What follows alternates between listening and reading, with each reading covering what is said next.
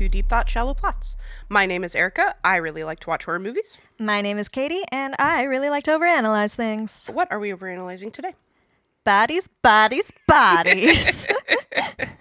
Probably the most recent film we've covered on the pod so far, 2022. Yeah. A24. I think saying A24 means something now. Yeah. So, how did you like this movie, Katy? I am a big fan of this movie, actually. Yeah. All 3 times I watched it, I enjoyed it. I 3 times? Yeah, I watched it one more time after we watched it. Oh, that's really smart. I kind of wanted to do that, but never got around to it. There are a few lines that I wanted to make sure to write down because the way they use were language right. in this, that I wanted to be sure of. And just any excuse to look at Lee posts. Right. So I remember 2 years ago when this movie was coming out, and I asked you if you wanted to go see it, and you were like, I don't know, let me take a look. And then you saw... like 2 seconds later, I was like, Lee Pace! In a horror movie? And I was like, I don't know who that is, but I'm like, glad... The random old guy in it? Yeah. And I was like, but I'm glad you're sold. Let's go see this movie. Yeah. And I do like Amanda Stenberg, too. And I didn't know her at the time, but now I'm a big fan of Rachel Sennett. Cool. But what do you think of this movie? I did really enjoy it. And honestly, so we watched it when it was in theaters. Mm-hmm. And then I had just seen it the once, and then we watched it again when we decided to cover it. Mm-hmm. And so that was the second time. And it is fun to watch the second time once you know what's going to happen. Yeah. And I remember being pretty surprised, like not completely blown away, like I never saw it coming kind of twist, but like definitely surprised at the twist at the end. Yeah. And as I recall you being like, I knew that was going to happen. Yeah. I knew that's what happened. Like in the first 15 minutes, I was like, oh, well. Well, when they were arguing and talking about how the game, they always get paranoid and start blaming each other and making a big deal about it. I was like, oh, so they're going to get paranoid and start blaming each other and making a big deal out of something that's nothing. Nothing, yeah. You know? And I wasn't completely sure until... I wasn't sure about David, Pete Davidson's character. I wasn't super sure how he died. I thought it was he was out in a hurricane. It was a fucking accident. Yeah. Was sort of my thought. Yeah. I did not get that actual final twist on that one. Okay, yeah. That still surprised me. Yeah. But once we saw them kill Greg, Lee Pace's character, and then Emma, once she fell down the stairs and it was an accident, you know? Right. I was like, these are all just going to be accidents and them killing each other. Yeah. Spoiler. And then Alice even points it out and it's it's like the game, except for her thinking is so whoever's the murderer in the game must be the murderer in real life. Okay. And I'm like, no, Alice, you're so close. It's so close. It's like the game in that you're all just being stupid. So this is because, yes, they are all being stupid. And I really am excited to get into this. But I will say, and I will talk more about this at a more appropriate time, but they are all so high. They're so high. So of course Alice is her line of thought, is a little not quite erratic. Correct. Yeah. I also think, I wonder, how do I want to say this? Do I enjoy this movie more than you do, I guess, is my question. I love this movie. I do really thoroughly enjoy it. I think that this is gonna be a fun kind of defining horror of this decade, I think. Decade. Yeah. I just feel I have a higher tolerance for annoying people than you do. Yeah, I don't have a lot of tolerance for annoying people. When Alice died, you were like, oh, thank God. God. And I was like, I'll miss you, baby. I'll miss you. Oh, God. Yeah. The interesting thing about this movie is this movie really has a lot going for it, right? So it is this kind of meditation on Gen Z, right? Mm-hmm. But it just has the trappings of Gen Z, but if you were to replace those trappings with literally anything else, it would still and keep the main plot points. Yeah. I think you've got a pretty good story. Yeah. So I think to me, and one of the reasons why, I think one of the reasons why I think I like horror so much in general is because it's such a cathartic way to express our societal anxieties. Yeah. And I don't think there is a more evergreen societal anxiety than kids these days. Yeah. You know? And this is a very kids these days. Very kids these days. This is people's worst nightmare about what kids get up to when they're alone. All the drugs and the sex and the violence. Making stupid choices. Yeah.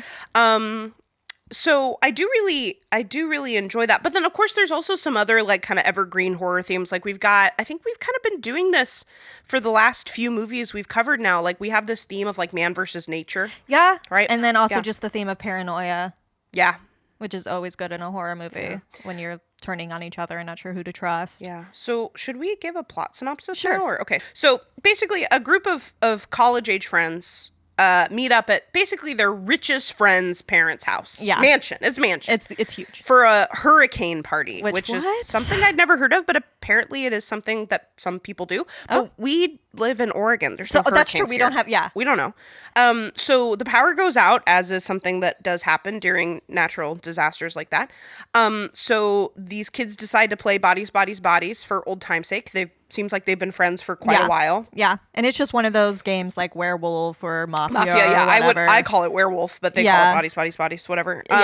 And then, so they start to play bodies, bodies, bodies, a game for old time's sake, and then people start dying in real life, and hilarity ensues. Yeah. Yep. And it's got some twisty endings. It's set up to be sort of like an Agatha Christie kind of whodunit, locked room murder kind of thing. And then there are none. Yeah, that was definitely an influence. And then there are none where one of the earliest people to die turns out to have faked his death and be the murderer. Is that true? Yeah. I don't think I've ever read any Agatha Christie. Oh, yeah. I've seen like film and TV adaptations of her works, but I don't think I've ever actually read them. Yeah, there was a good, and then there were none, I don't know, maybe 5 or 10 years ago. Okay. Adaptation, like a miniseries you should look into. Not relevant. But then there's also like a Lord of the Flies thing happening here. Yeah. Right? With people turning on each other, but also, the slow getting picked off one by one. It's sort of this like, all of the trappings of like modern convenience, like the minute and quote unquote civilization, like the minute they're taken away. Yeah. What will an otherwise normal person do and become capable of? Right. Yeah. There's did you read that New York Times review of Bodies, Bodies, Body by Kalia Richardson?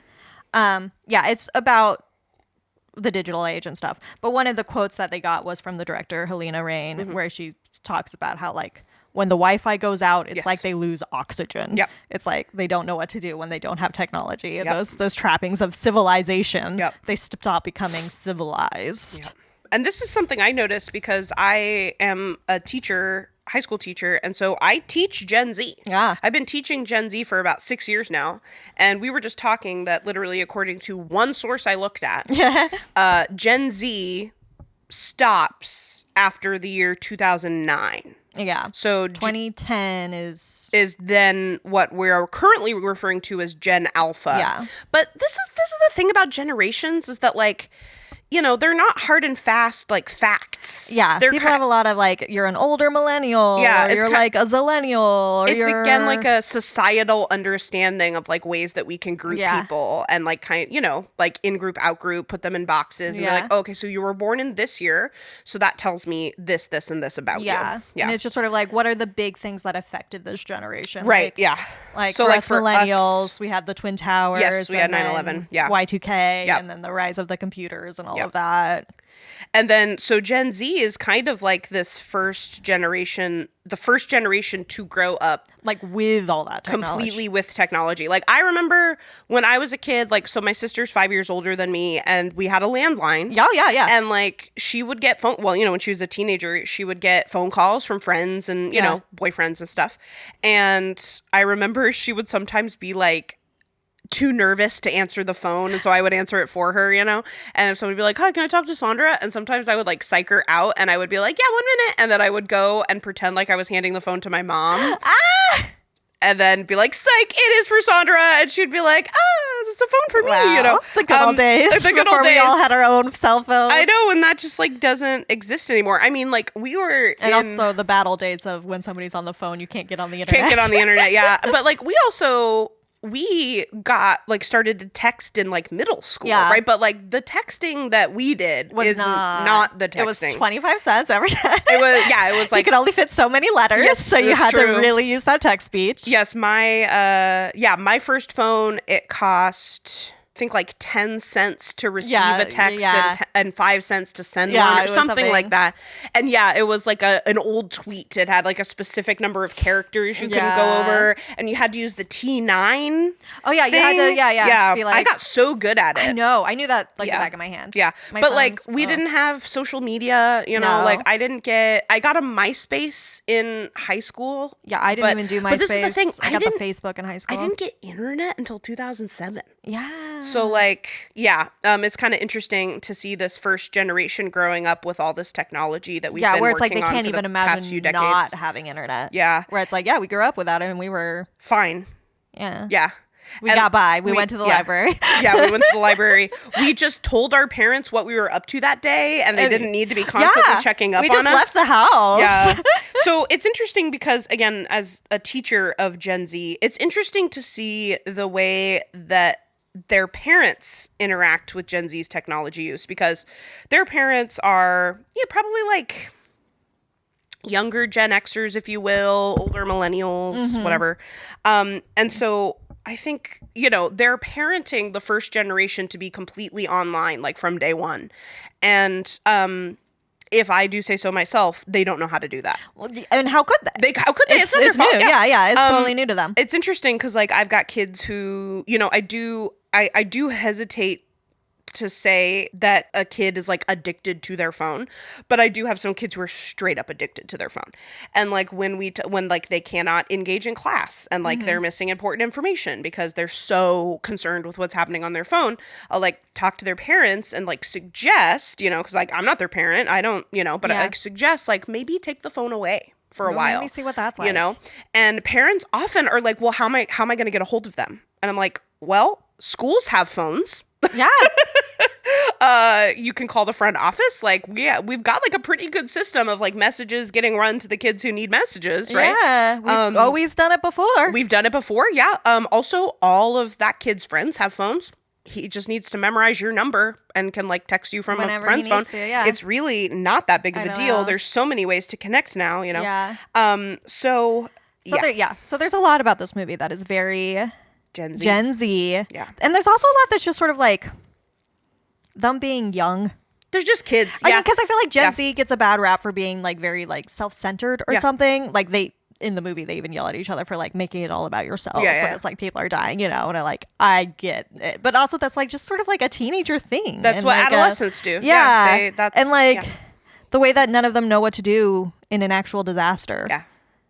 Feels like very pointed against Gen Z people. Like they don't know what to do in a hurricane, but it's like, they're fucking. Would I know what to do in a hurricane? I don't think I would know. I mean, Greg fucking knows. Greg He's a fucking adult. And he got murdered for it. He got murdered for it, because they freak out. Because they're like, why would he have a knife and a map? I actually think it is worth noting that Greg is the only adult we see in this film. Like, I think the whole point is that they're and like these kids aren't kids. Like they're in their probably early 20s, like college age kind of thing. So they're not really teens anymore. But like. Yeah, we hear about their parents, but like we never see them. We hear B talking to her mom. That's right, on the phone. Yeah. But so yeah, it is kind of interesting. Like again, what happens when people, especially younger people, are left to their own devices, which I think is also a big part of what I remember from Lord of the Flies. Yeah. Do you think there's I haven't read since we read it in high school, so it's been a hot minute. Do you think there's something kind of Gen Z or maybe just that age group of like the fact, I feel like it's maybe a Gen Z thing of that, though it could probably be a millennial thing too, that they're very like, they have a certain genre awareness that I think contributes to all of the deaths that happen. Oh, right. So like they're so ready to believe that like there is a murderer happening in the way that we all, I don't know, just from all of the true crime and shit that we listen to and everything, and also the self-absorption where we're like, obviously, like we must be final girls. This must be some sort of horror movie. There's definitely a killer out there. Like it's never once suggested that maybe David's death is an accident, even though there's a fucking hurricane outside. Right. Debris getting flown around. Right. Maybe you just got hit by some debris. Like it's like the real dangers of life don't really occur to them. Yeah, they think they're that it might as well be a movie. Yeah. Or something that might happen online.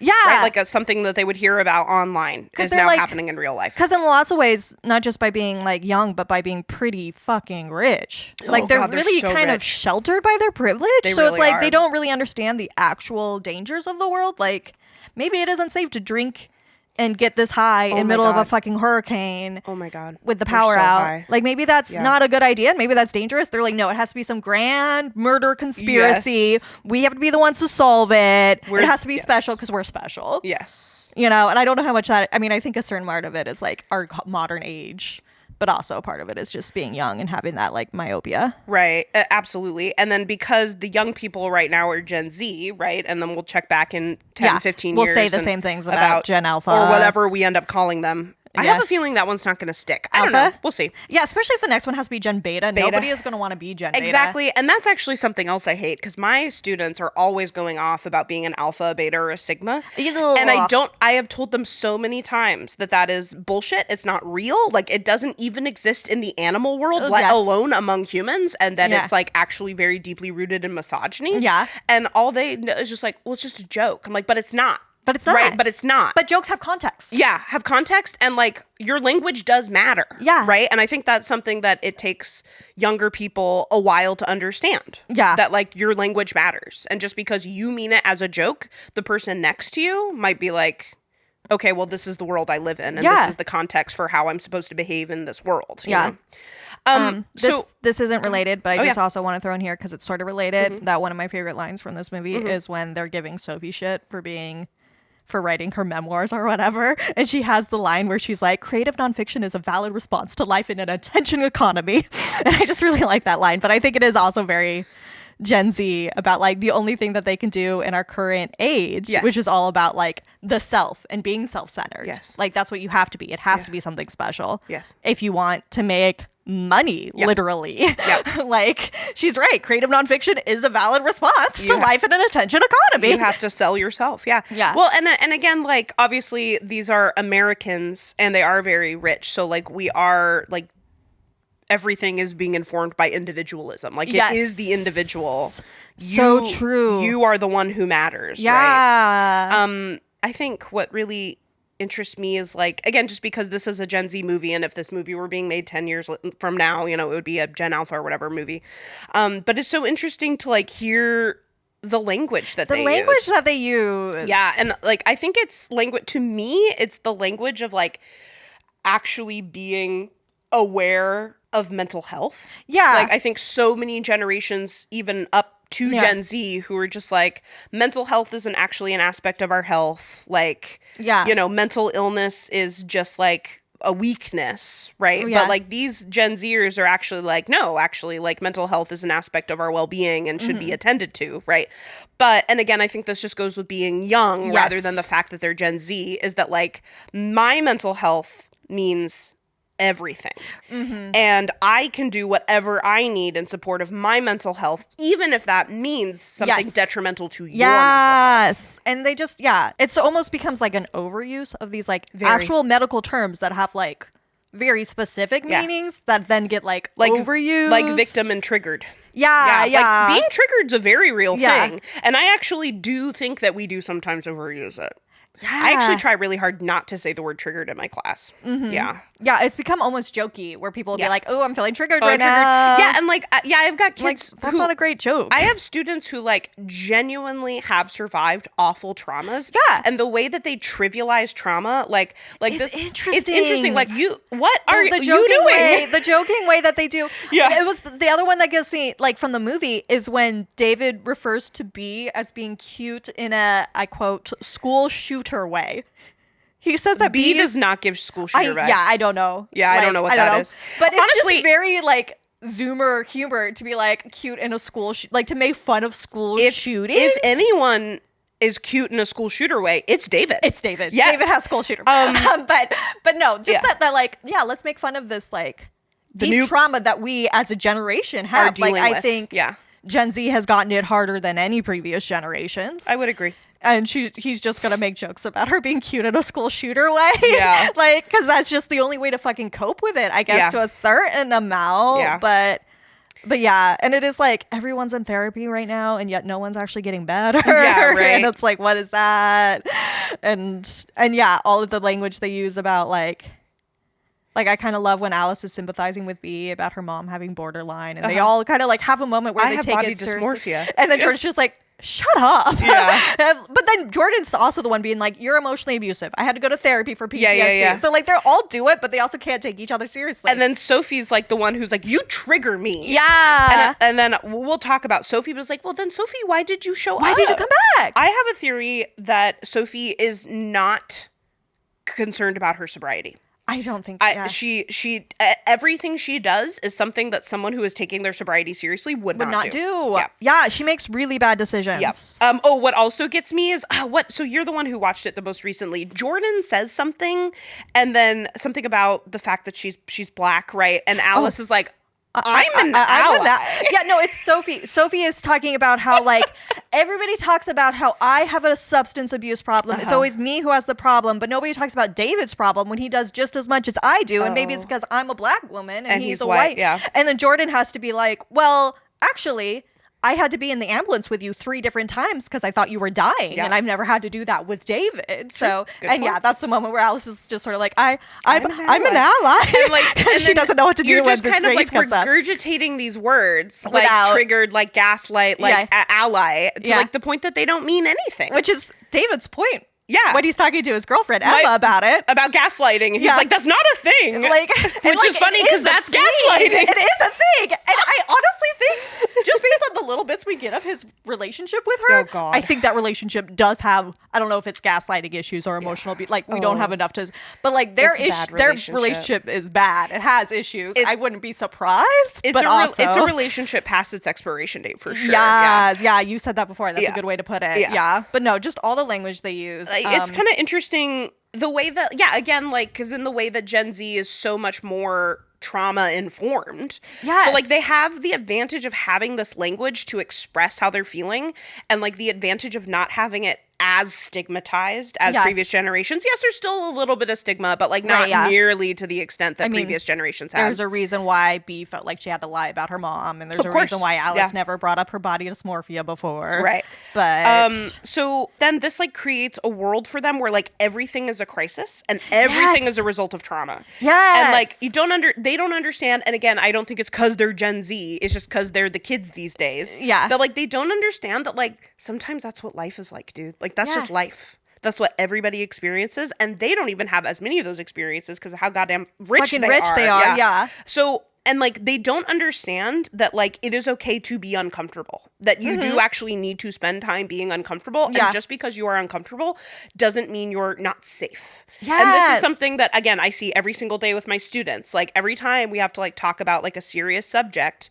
they're just like, oh, this is triggering to me. Oh my God, like, oh, this is so traumatic. And I'm just like, or are you just uncomfy? Yeah. Like you need, and like, is this hard? And that is you're something feeling emotions that takes time, takes years for people to be like, oh, okay, so like this is when I'm actually unsafe. Yeah. And like, so I am safe here, but I'm just like, this is a safe environment. Yeah. This is actually the safest environment. Yes. At a lot of schools, not every school, but like this is a safe place for us to be learning about these things. Yes. So that we can be more prepared when things actually happen. When the shit actually goes down. It's how you get prepared. Yeah. Yeah, these kids don't seem prepared for any fucking thing. But then I also think that is a result of the fact that they're so fucking rich. I know. Yeah, I mean, B's a little bit more prepared. She's a little bit more prepared, yeah. And then again, she does Greg's a little more Greg prepared. Is actually prepared, yeah. But he's older. He's had time to learn things. And he grew up in a time where or he knows how to not rely on Wi-Fi. Yeah. So it makes sense for him to bring a paper map. Yeah. Because he's like, oh, well, the Wi-Fi might go out. Yeah. I have other resources. Yes. I don't think these kids know that they have other resources.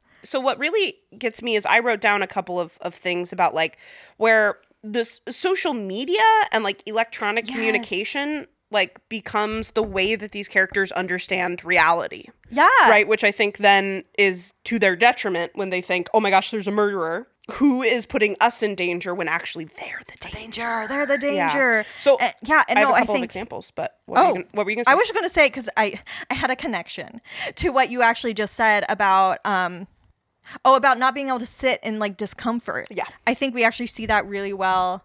Not they can't only not sit in discomfort, they have a hard time sitting even in like any sort of emotional vulnerability, where that first scene we get is B and Sophie like making out, and then they're lying in that beautiful field and they're being outside and she's saying I love you, and then like the next like just smash cut, they're on their phones. They're both on their phone doing the social media thing, scrolling through social media.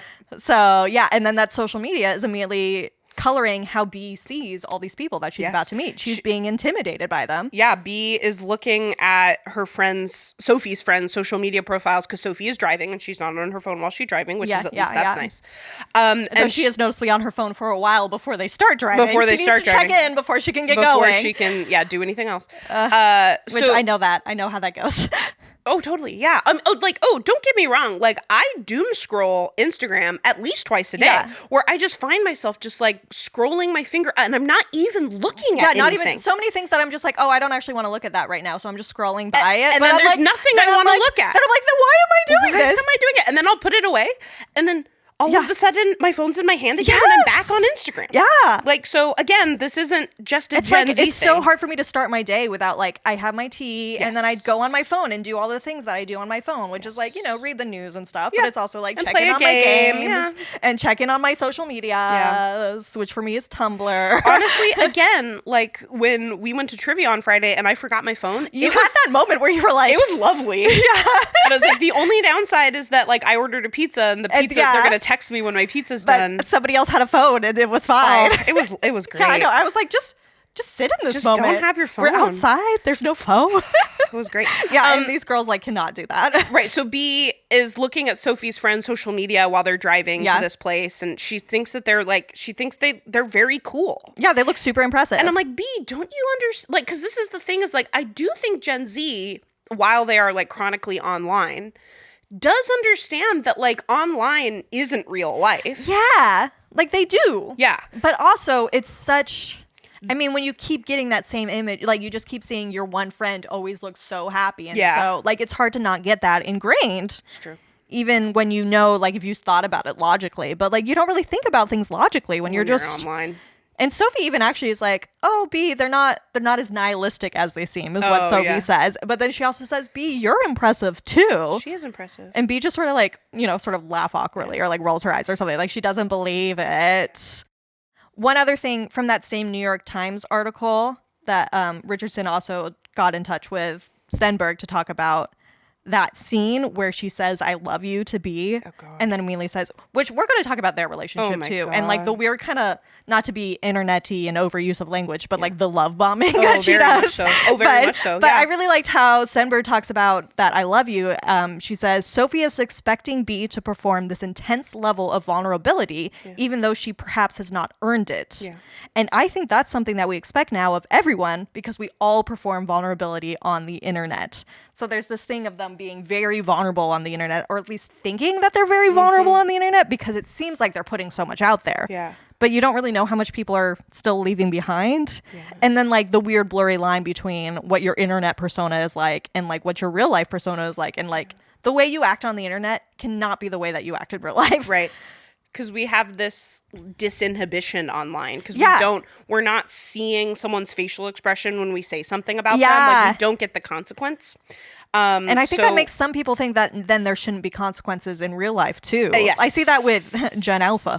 Yes, I see it with my students. Yeah. But I also think honestly that is, I consider that to be a result of the pandemic. Yeah, that too. Yeah. Like when the pandemic hit, and I'm not saying that this was a bad idea, but like when the pandemic hit, we got rid of like all accountability, like for especially at school. Especially at school. It was just like, just give them an A and let them go on to the next grade. Did they show up with a pulse? Fantastic. Yeah, that's all we could expect of them. Yeah. In these trying times. But then like, we're still doing it. I'm like, but we're not in a pandemic anymore. We can still expect things of these children. Otherwise, they're going to be horrible adults. And I'm not saying that like we need to go back to the way it was because I don't think that was really working. But like this is a golden opportunity for us to do a soft reset, to try something else. Yeah. And like to make sure that students are accountable. Right. Yeah.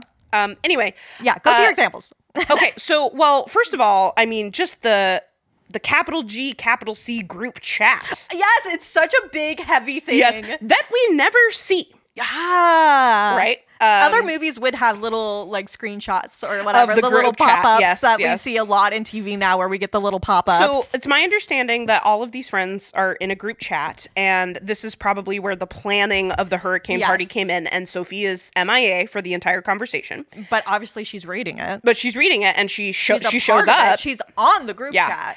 And so, Sophie, which is kind of weird that they keep her on the group chat when like none of them have been speaking to her. Literally start a new group chat, dude. Literally just start a new group chat. I think this might have to do with the crushing weight of their shared histories, which I also can't wait to talk about. It's just like the group chat they've always had. Yeah, and it's like Sophie's part of the group chat. Some stupid name probably. Yeah, and like start a new group chat. Yeah. If you didn't want Sophie to show up to the hurricane party, then don't do it in the group chat that she's in. Yeah.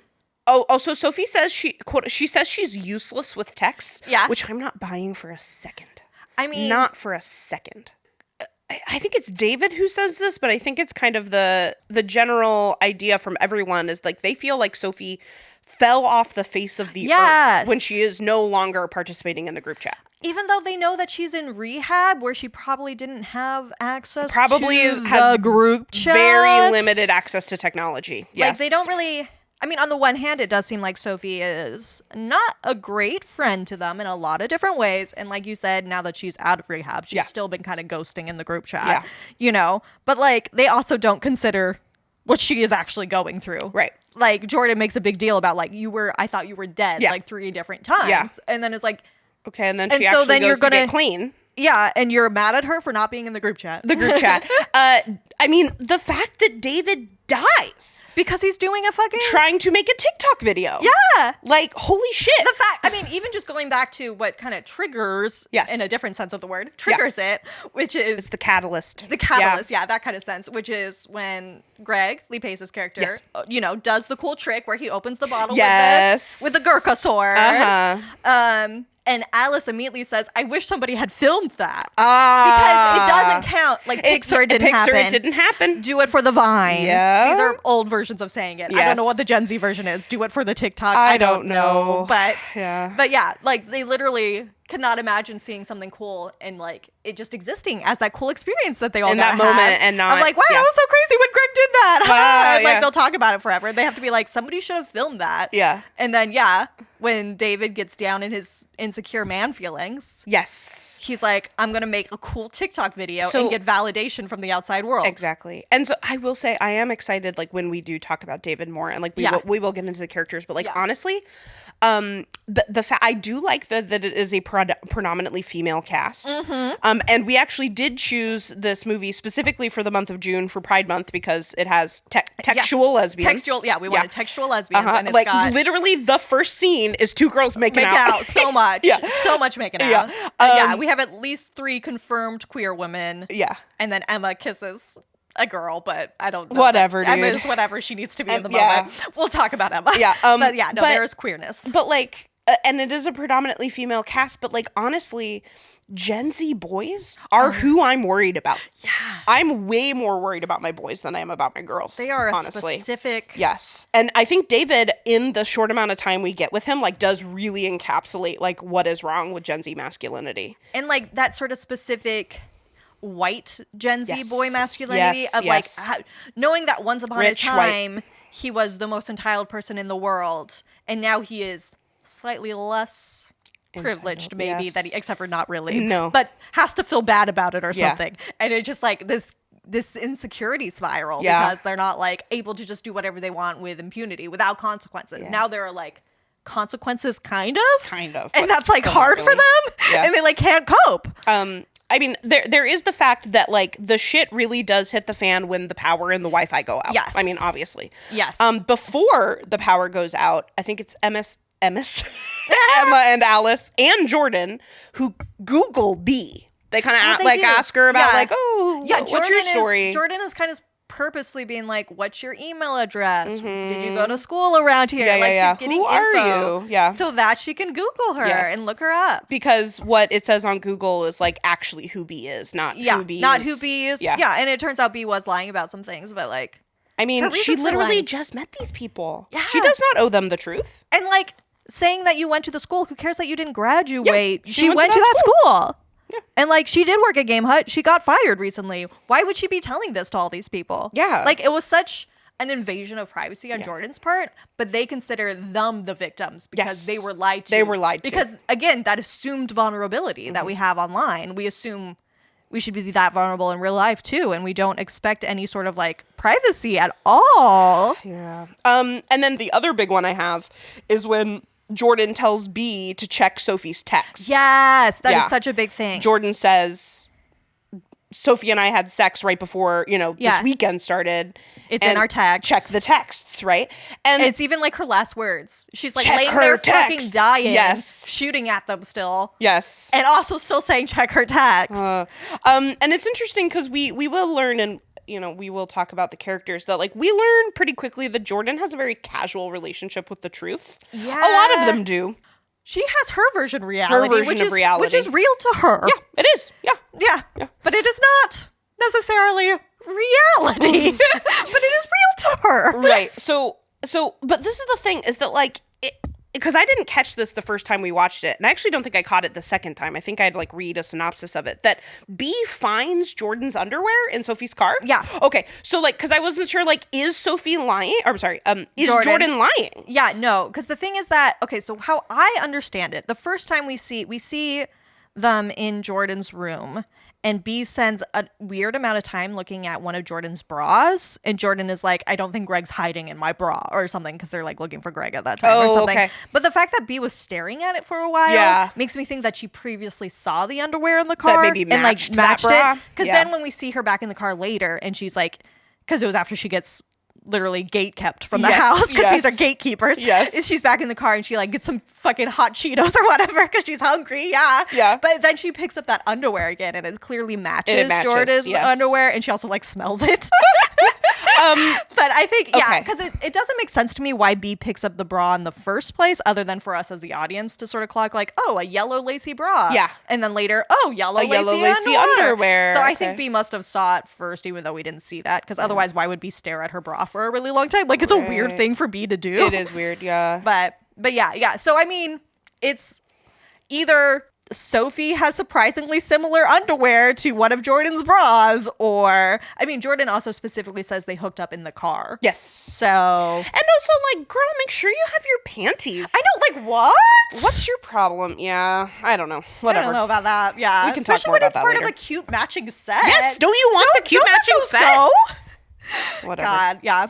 But no, more on that. Yeah. B's kind of a protective person, and I don't think a lot of these people deserve her protectiveness, but we see her like kill Greg because she's protecting people. Yeah. And like first kind of go against Jordan with the gun because she thinks that all, Sophie and the other girls are in danger. Mm-hmm. The one time B actually kind of acts to like protect herself is when she wants to see the text. Mm-hmm. She like holds up the gun at Sophie then because it's like being lied to and cheated on feels more dire to her than all these times when her life was literally at risk. And it's like, so they have this gun that they could fight over, but they're scrambling on the ground trying to get the phone to see the, because it's all about the like, like the perception and how they're perceived online or in the text is like, and like having their true selves revealed or something, because that's where you find it, is in your phone, not in real life. And that's like worse. Like Sophie would rather die than admit that she lied to B about cheating on her. Right.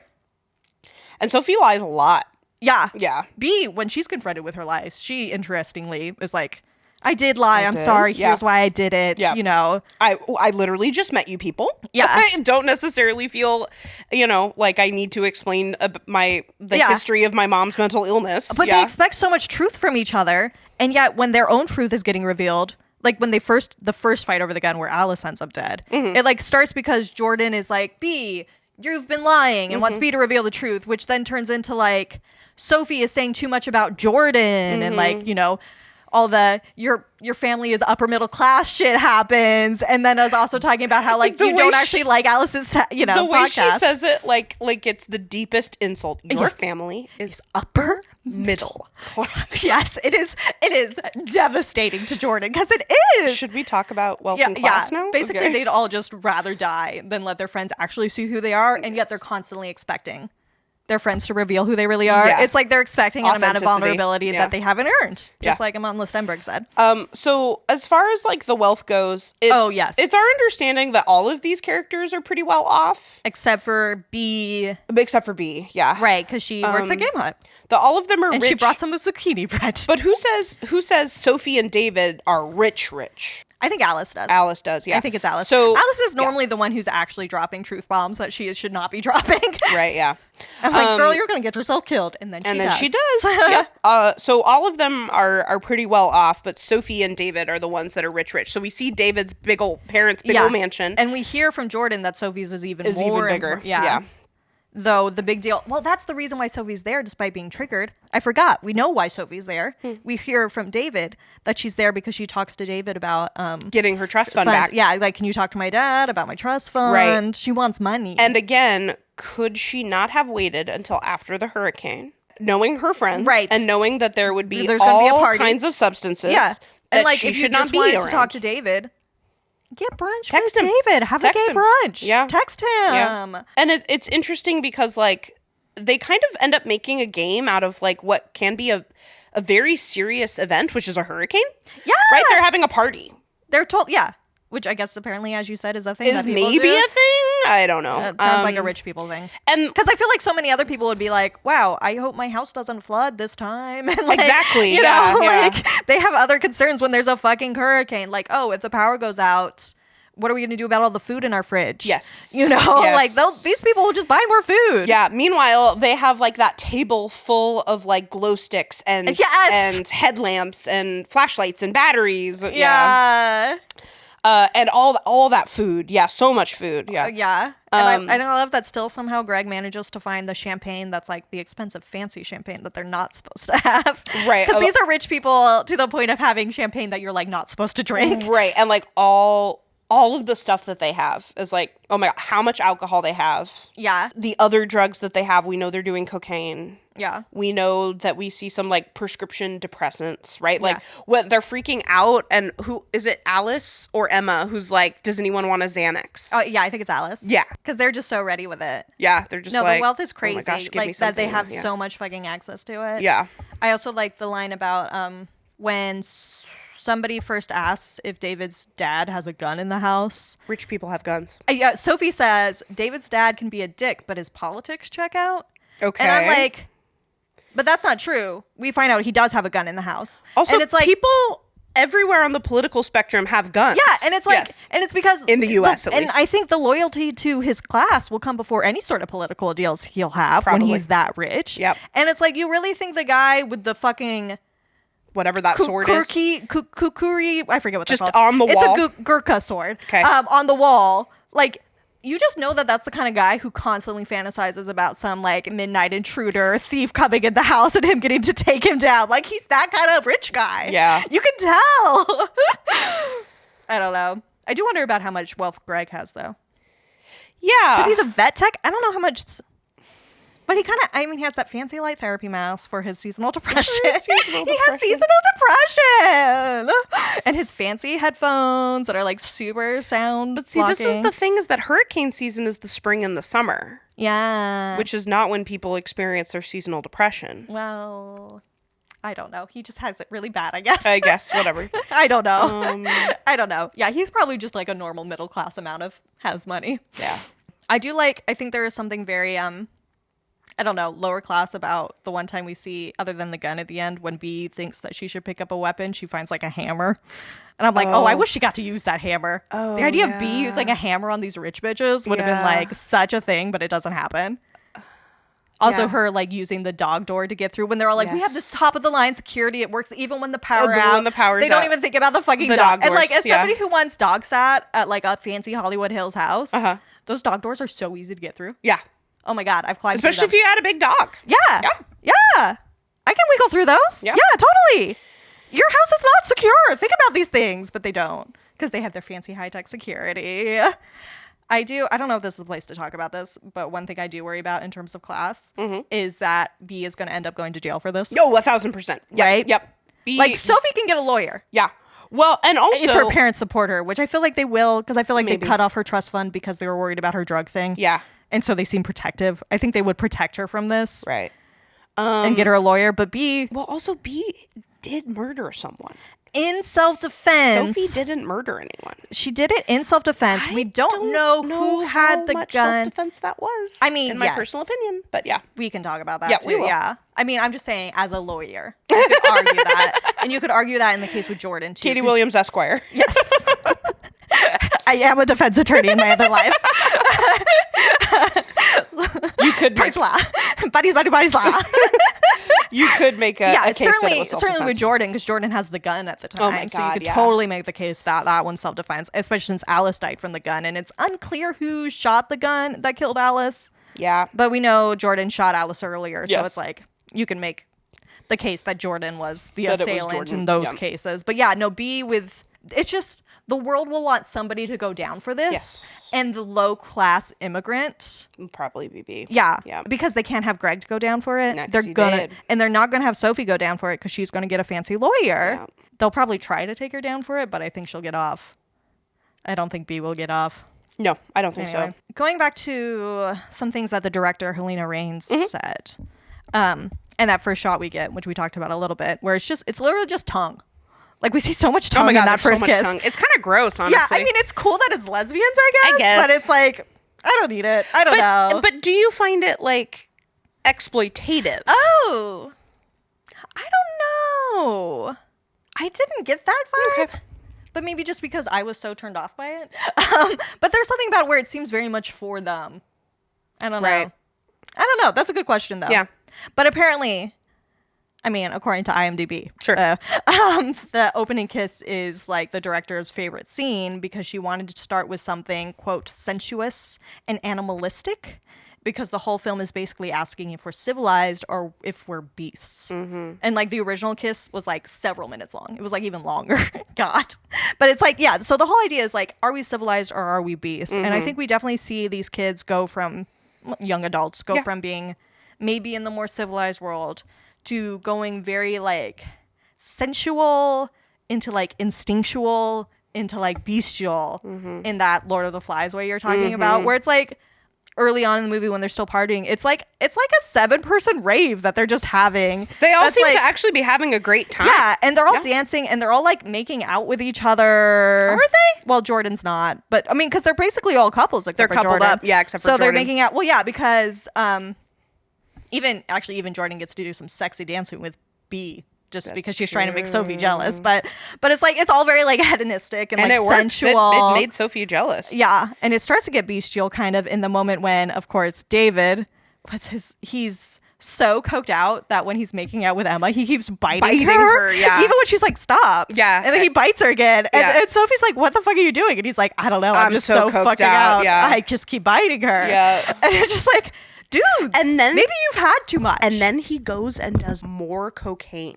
Yes, that's what's crazy about them. So this is my thing here, is that like the fact is like we can blame Gen Z's dependency on technology and like their tendency towards like victim culture. Yeah. But like they're all high as fuck. Even B, who I don't think was necessarily planning to get high, it like takes her a while to start drinking. Yes. And then she accidentally eats that cake. She eats and they do not tell her. Nope, I hate that. Which is just like, they don't. She's like so far into that cake before Alice is like, by the way, that has weed in it. I just thought maybe you'd want to know that. And it's like, yeah, Alice, I think maybe she would want to know that before she started fucking eating it. Yeah, so they're so high. So it's worth noting, because remember that before B and Sophie show up, they were there the night before. Everyone else was there the night before with Max. Remember, there's this character Max that we don't meet until the very last scene. Yes. Right? Everything with Max is wild. Everything with Max is wild. So, but this is the thing, is that they mention kind of towards the end of the film that they all did shrooms that night. So were all on shrooms the night before.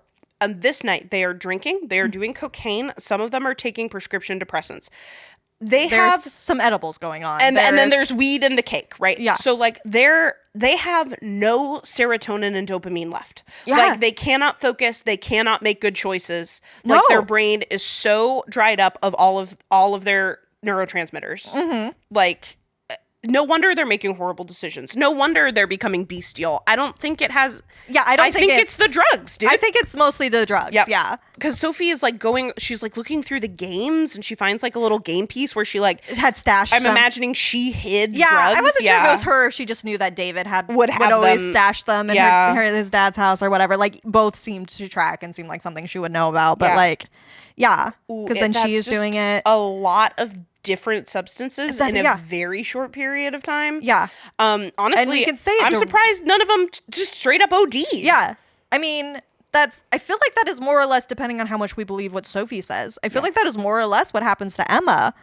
I think that is basically what happens to Emma. Fucking just falls down the stairs because she's so fucking zonked out on all the random shit she's taken. Yeah. That she just fucking... Oh, that was one thing I forgot to say about the phones. Yeah. Is something I feel so bad about for Emma, is that I feel like the whole movie, she just wants to go to bed. Emma really just wants to get in bed. She even tries to. She fucking gets in the bed. Yeah. And I think there's something so much about the visual of Emma hiding under the blankets where the only thing she has with her is her phone. Mm-hmm. Like, even though her phone doesn't work right now, she's under the blankets with her phone, which I feel like is such a, like, the current generations, not just Gen Zs, but like millennials and like all of us now with our phones, where it's like, there's the old standard when you need comfort of like, putting the blankets over your head till the monsters go away. Right. But there's also the like Yeah, like the doom scrolling, the scrolling on your phone for that easy hit of serotonin or whatever. Or dopamine. I don't always know the difference. It's all of it. Yeah. But it's just like, they're doing whatever they can to just sort of keep their brains activated with whatever they can get because they're just like, they just can't do it on their own without the drugs or the phones or like the sex.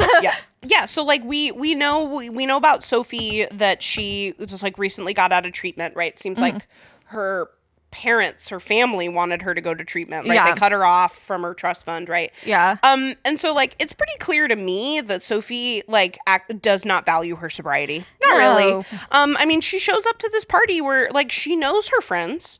Yeah. She knows that there's going to be drugs and alcohol there. Her friends somehow don't know that she's sober. She like tells it to them, and Alice is like, "Oh, work," or something. That's not what she says, but she's like kind of like, "Oh, good for you." Yeah. And then like she goes to this party that she understands is taking place during a hurricane. She understands that she will be stuck with these people, surrounded by drugs and alcohol. Yeah, the people who were like contributing to her drug use, most likely. And then she gets mad at her friends for doing drugs around her. Yeah. And like, they're your friends, dude. Yeah. And like, maybe if you told them that you were coming and you're like, hey, I'd love to hang out with you all, but I need to do it in like a drug-free environment for the sake of my sobriety. I don't know how many of them would get on board with it. Maybe but they'd be like, hey, let's get brunch after the hurricane. Yeah. Yeah. Like maybe they would make different plans for you if that was what you wanted. Like, yeah, and I have my new girlfriend. I'd love for you to, like, there are things that she could have done and she did not do them. Also, the fact that she is starting a new relationship, it's not advised for newly sober people to get into a new relationship. We're not super sure about how newly sober she is, but it seems pretty recent. Yeah, I don't know. Yeah, or really how sober she is, because we do end up seeing her doing a line of what I assume is cocaine. It might be like some kind of crushed up prescription drug. Yeah. So this kind of starting of a new relationship that does seem like love bomby a little bit is just like, this is not what someone focusing on their sobriety, and that is what Sophie needs to be doing. Like, if she is committed to being sober, she's doing all the wrong things. I don't think I think what she's committed to is gives a fuck. Seeming sober enough for her parents to get her money back. Give her back her just so that she can get more drugs, probably. Also, you probably noticed this. It is Sophie's idea to play Bodies, Bodies, Bodies. It is. It specifically happens. Yes. You see when it happens? Yes. Right after Jordan succeeds at making her jealous by dancing all sexy up on B. Yeah.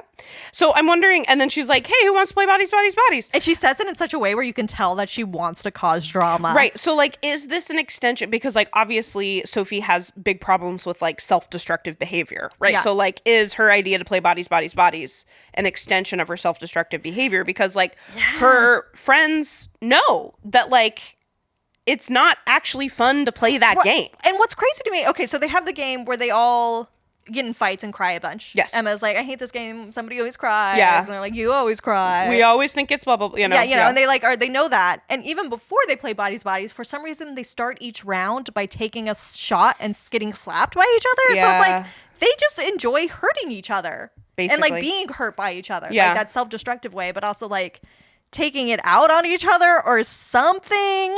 Yeah, it's like Sophie is like very aware of like how they fight when they play this game. Yeah. Yeah, but and like so some people, like I think David doesn't want to play the game. Yeah, and Emma doesn't want to play the game. But like Alice is like, okay, yeah. Like some people, so some of them do, right? So like for how concerned they all seem to be like with their own mental health, like they're taking these risks. They're shit at setting boundaries. Yeah, they don't know the fucking boundaries. They're fucking toxic relationships. Yes. You're toxic. They are toxic. They are. They're all toxic. No, and what really gets me, I mean, the fucking Bodies, Bodies game, but what really gets me actually is the slapping game that they do, because like, I don't know, there's so much of it that's so telling. Like, yeah, what is it there for other than to like kind of tell us a little bit about B? Right, because she gets that moment, which I think serves a similar purpose to the deep dive you did for us on the hitting the animals, like the roadkill thing, where it's like we see how this, you know, our sort of B is sort of set up as a bit of a final girl. She sort of, the camera sort of follows her in a final girl way. And so we see her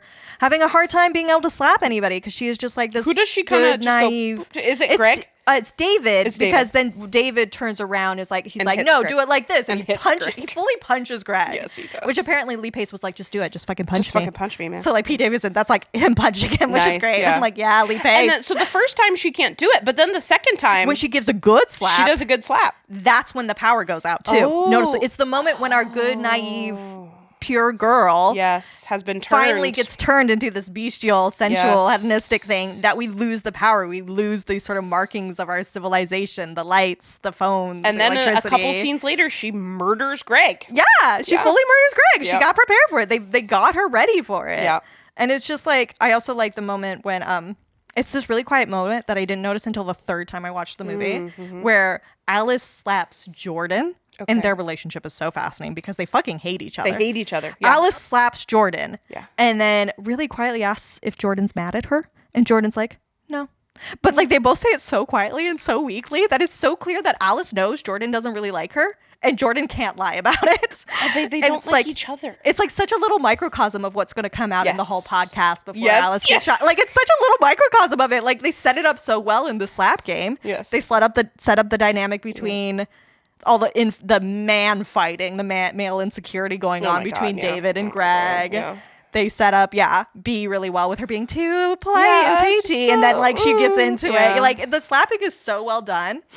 And like also kind of related to the slapping is the fact that we also know that this is kind of just how this group is, because to go back to Max, he apparently told everyone that he was in love with Emma. Yes. Which, why was this a group affair? Because this group is I think it's fucking weirdly enmeshed at each other. because they were all high on mushrooms, Yeah, too. and they're just like, and then somehow Max punched David in the face, supposedly for no reason, which I doubt, based on everything we know about David. Yes. But it's like, this is just sort of like a group that kind of delights in violence against each other. Yeah, or like a friend, and like picking at each other. a friend group that like should not be friends. Basically, They're they not should have. friends. They're not. They're not. They've outgrown each other if they ever were friends. And then, But I don't think they could get other friends, and I think they might be right about that. they might be right because they kind of suck. Alice and Greg seem to enjoy each other. Honestly, they have, despite only knowing each other for 2 weeks, they seem Or to actually... however, very short amount of time. It's 2 weeks. Alice and Greg have known each other for 2 weeks. So Sophie and B have known been each other dating for 6 weeks. which is not very long. No, yeah. I honestly think the best relationship that we see in this movie is Alice and Greg, who have known each other for 2 weeks. They seem to actually enjoy each other's company, which is more you could say for anybody else. Anybody else. This is true. You know, yeah. putting aside the fact that he is way too old He's for her. way too old for her, yeah. I don't know. Who is it? Alice, who says the crushing weight of our shared histories? Yeah. I love that so much. I know. Yeah, and it's true. 'Cause Like Jordan- that's what this is. Yeah, Jordan is fully being mean to her. Yep. And Alice, being Alice, has to like pick back at Jordan. Yeah. You know, and she says, I only hang out with you because of the crushing weight of our shared Histories. histories. And It's like, so then stop hanging out Then with stop. each other. Yeah. Go on your Tinder dates and live your own life, Yeah. Alice. Enjoy your podcast. Yeah. You have a thriving business. Let's go, girl. Who gives a fuck what Jordan has to say? Yeah. Just because you went to elementary school with this Right, person? yeah. Just because your parents are probably on the same fucking board of Who whatever. cares? Like, nobody cares. Yeah, you're in your 20s now. You're your own independent person. You Yeah. don't have to hang out with someone just because your parents hang out or something. Who Yeah. gives a fuck? One last thing about this sort of like civilization to like bestial and stuff. I do think it does, the hero's journey. You're familiar. Yes. And how it starts. It's just a way of understanding, for people who don't know, a way of understanding story structure. And a lot of stories follow the hero's journey. It's this whole loop that So heroes- many. It's like The Lord of the Rings is like a classic. Harry where, Potter, Star Wars, Yeah, they yep. all. But like one of the big things is that the hero starts out in like the light or the home, Life or the as usual. familiar world. Yeah, life as usual. And then it sort of moves into the underworld or the dark or the unknown, the unfamiliar. And I feel like this movie actually captures that really well, despite not being a hero's journey in a lot of it's ways. not, yeah. We literally start out in like the light. And the beautiful nature. Yeah. Yeah, and like the weather's actually absolutely gorgeous until it starts to rain. Yeah, and it all becomes unfamiliar and dark, and we literally can't see, and there's like weird lights, and a lot of this chaos is happening. But what I really love is that part of the hero's journey is that at the end, you return back home, and like it's not the same as you remember it, either because you changed or it changed. Yeah. And so what I love about this movie is how it ends the next morning when the hurricane's over, and B, in the light of day, goes through and sees all of these bodies. Bodies. Like she's literally seeing them. And like, in the light of day, it seems fucking unfathomable. Yeah. Everything that he did. Yeah. like, it made sense in the moment, I guess, because, yeah, you were high as fuck and everything was heightened by your paranoia and everything. But, like... And the fact that in the back half, most of the lighting is by their phones. Yeah. Yeah, their phone and, like, the little glow sticks around. And their little glow sticks, yes. And it's just, like... Bee really is taken on this journey where she's like civilized or whatever, and then she gets to that slap and the lights go out and everything changes and she becomes a fucking murderer. And she like kills she somebody. kills her Yep. and like hedonistic and bestial, and then back into the civilized world, and she's just not who she was at the beginning of this journey. Like the world is still there, but like all the events from the dark time are gonna linger in the light. And she gets the last line, which is "I have service." Yes. And it's just like such a beautiful bookend, even with we see all the people who are gonna end up dead in the pool. In the beginning, they're all they're having their little holding their breath contest in the light of day in the pool. Because they all alive. They do seem to like to play games. Competitive games. Yeah, with they each like other. to be competitive. Yeah. And then one of the last scenes we get is what finally stops all the fighting. Finally, is when Bee and Sophie fall into the pool and they're fighting over the phone. Yeah. When they come back out, they aren't fighting with each other anymore. Right. So like it's like the start and the end is like really well done as like a loop that happens. Yeah. With the pool and sort of like, I don't know, maybe like a symbol of like a cleansing, right? Yeah. Even though like fire is more of a cleanser than water is. But like, And also something about, like you said, with the games, about it being like, it was a game before and it seems the same now. Everything about it looks the same. But now after everything went through, this time it's not a game, it's murder, which is literally what happens with the game Bodies, Bodies, Bodies. Yes. It's a game at first, but now it's murder. Are you ready for Literary Corner? Yeah, well, I was just getting kind of literary, so take us away. Literary Corner. Tragic flaws. Tragic flaws. Yeah, because there is something, not just with the hero journey, but like there is something very kind of like, you can see certain literary influences in this movie, like the Agatha Christie and stuff. And some people, I guess there was also some influence. Yeah, there was some influence on Emma's character with Ophelia, I guess. She's supposed to be a bit of a Ophelia character, which is interesting. And Ophelia from Hamlet. Hamlet, okay. Yeah. Which I'm not sure if I see, but it kind of does that make David Hamlet?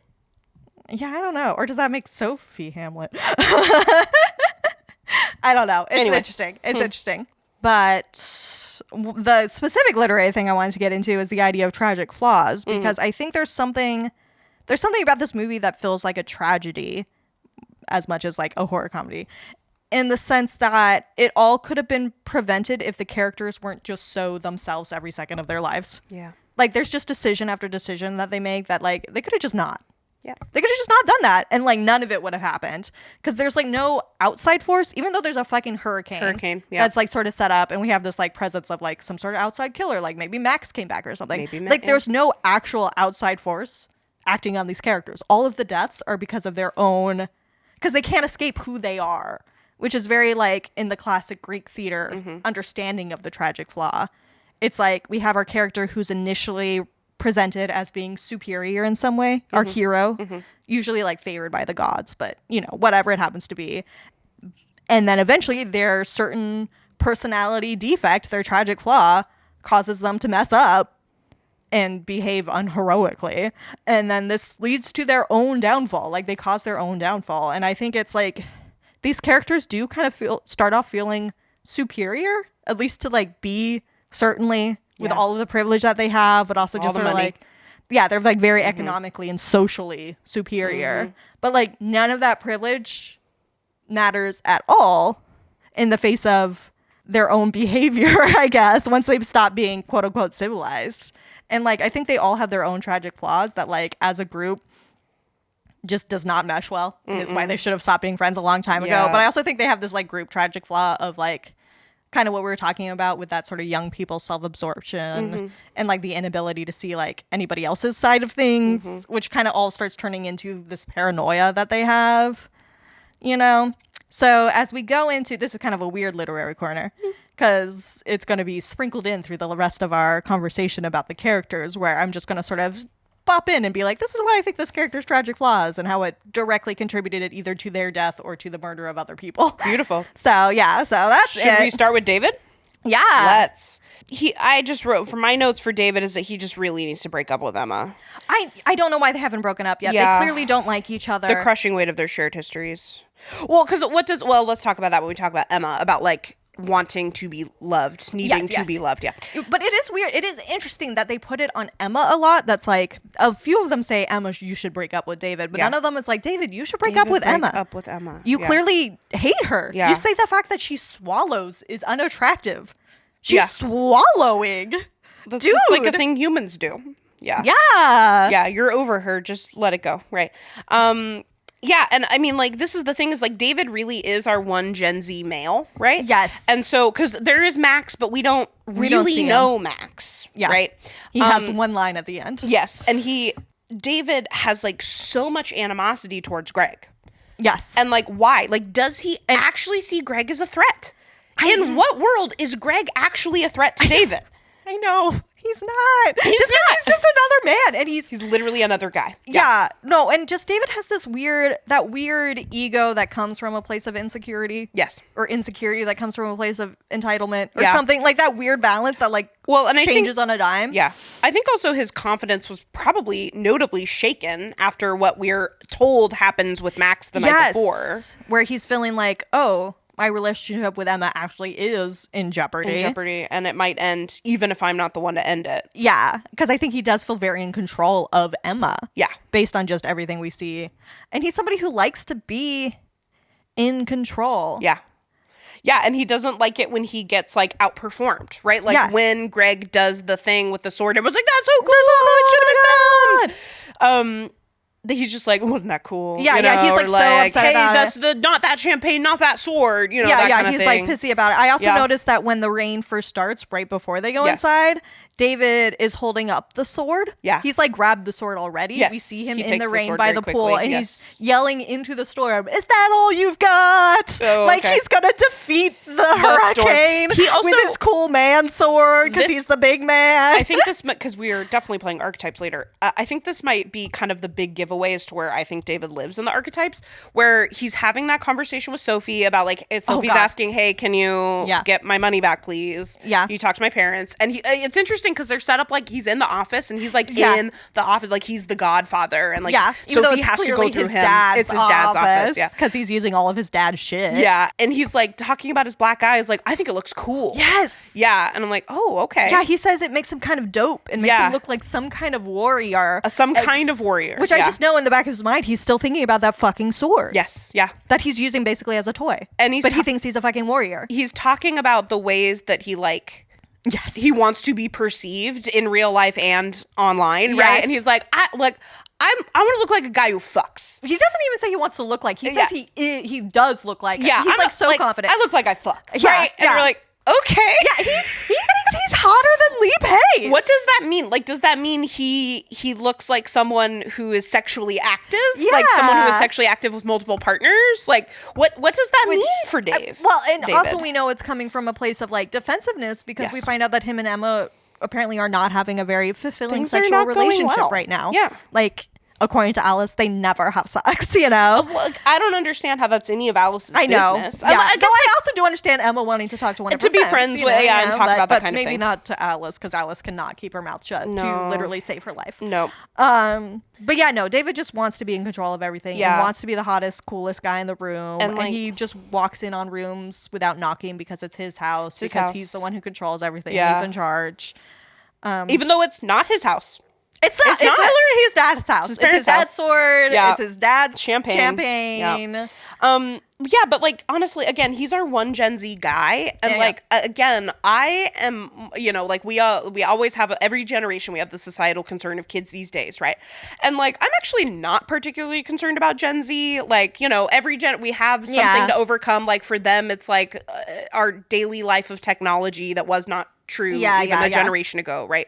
But like I'm actually not particularly worried about Gen Z. They'll figure it out. Except for actually I am worried about the boys. Yeah. Because like there is so much radicalization happening online with our boys, and like that their parents don't even know. Like, their parents don't know who Andrew Tate is. They don't know who Alex Jones is. They don't know who Brian Atlas is. And like these kids, like our boys are being like inundated with this information. Like I'm worried about the boys. Yeah. I do think David's tragic flaw is just his masculine insecurity. Very much so, yeah. I mean, which we that is literally how he dies. It's literally how he dies. Yes. And we there's with so that many fucking knife, sword, it's literally, whatever. It's because Greg does something cool. Yes. And David's like, I'm the cool one. Yeah, yeah. But we also see it so many other places. Yes. Oh my gosh. My favorite part actually is when Sophie says, "I missed you." And David says, "We both know that's a lie. No one's ever missed me." Oh, which I was like, a little self-deprecating humor. Yeah, he's like, yeah, sure, make it a joke, but like that's actually how he feels. Yeah. Like that's, but it's like he doesn't need to. Like he has this. I mean, who knows what kind of relationship he has with his parents? Yeah, and Sophie does seem to hold David in pretty high regard.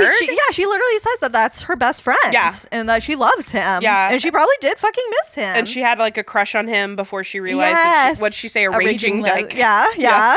But of course, he is her key to getting her money back. Yes. Right. So there is always that other element that he knows about. Yes. And he probably thinks about that a lot, about whether people are just using him for his money or not. Because he is so rich. Because he's so rich, but also none of it's actually his. It's all his dad's. So then you have that inferiority complex about it where he's like, my dad's going to be pissed that we drank his champagne and took his sword off the wall, but also I'm going to shoot a video using that sword. Like, trying to do the same thing, and I'm actually going to kill myself because doing of it. Yeah. Because like I think especially like younger boys and like everybody, but mostly the boys, like don't understand that like again, actions have consequences. Yes. Like a sword is not a toy; it's a weapon. Yeah, and it probably wasn't even that sharp, but like if you're swinging around and and like he fucking hits him. We see the video. He like tries to do it the right way, and he's like, "Let me put the knife towards me." And I'm like, "Have you learned nothing? Why? Why would you do that? It wasn't even working for like just give up. If there are weapons, just don't. If there are weapons in your home, like, do not your parents or like I assume there's maybe some hired help in this home. They don't see it as a weapon. Yeah. They see it as a fucking trophy. Yeah. As a status symbol. It's from like this other, it's like from this Tibetan culture. Something, yeah. It's Gurkha, I did look into them, but there wasn't anything that relevant to the film. But it does come from this other culture. Yeah. And it's like this important sword for this specific group of warriors. And like they just have it in their home as like a... Yeah. Like, we could be warriors, too, if we wanted to be. And it's like, no, you couldn't. No, you fucking couldn't. You're not even Tibetan, dude. Yeah, like, you're not warriors in the boardroom. You're nothing. You're just some guy. Yeah. Not to go back to just being some guy, but, like, they're just some guy. Just some guy. And they can't handle it. They can't handle that they're just some guy. Yeah. And I think it's not just his tragic flaw, because that's why he does die, but also what sets off a lot of the fighting among the group in Bodies, Bodies, when they're playing the game, I mean, is because he just starts tearing into Emma. Yeah.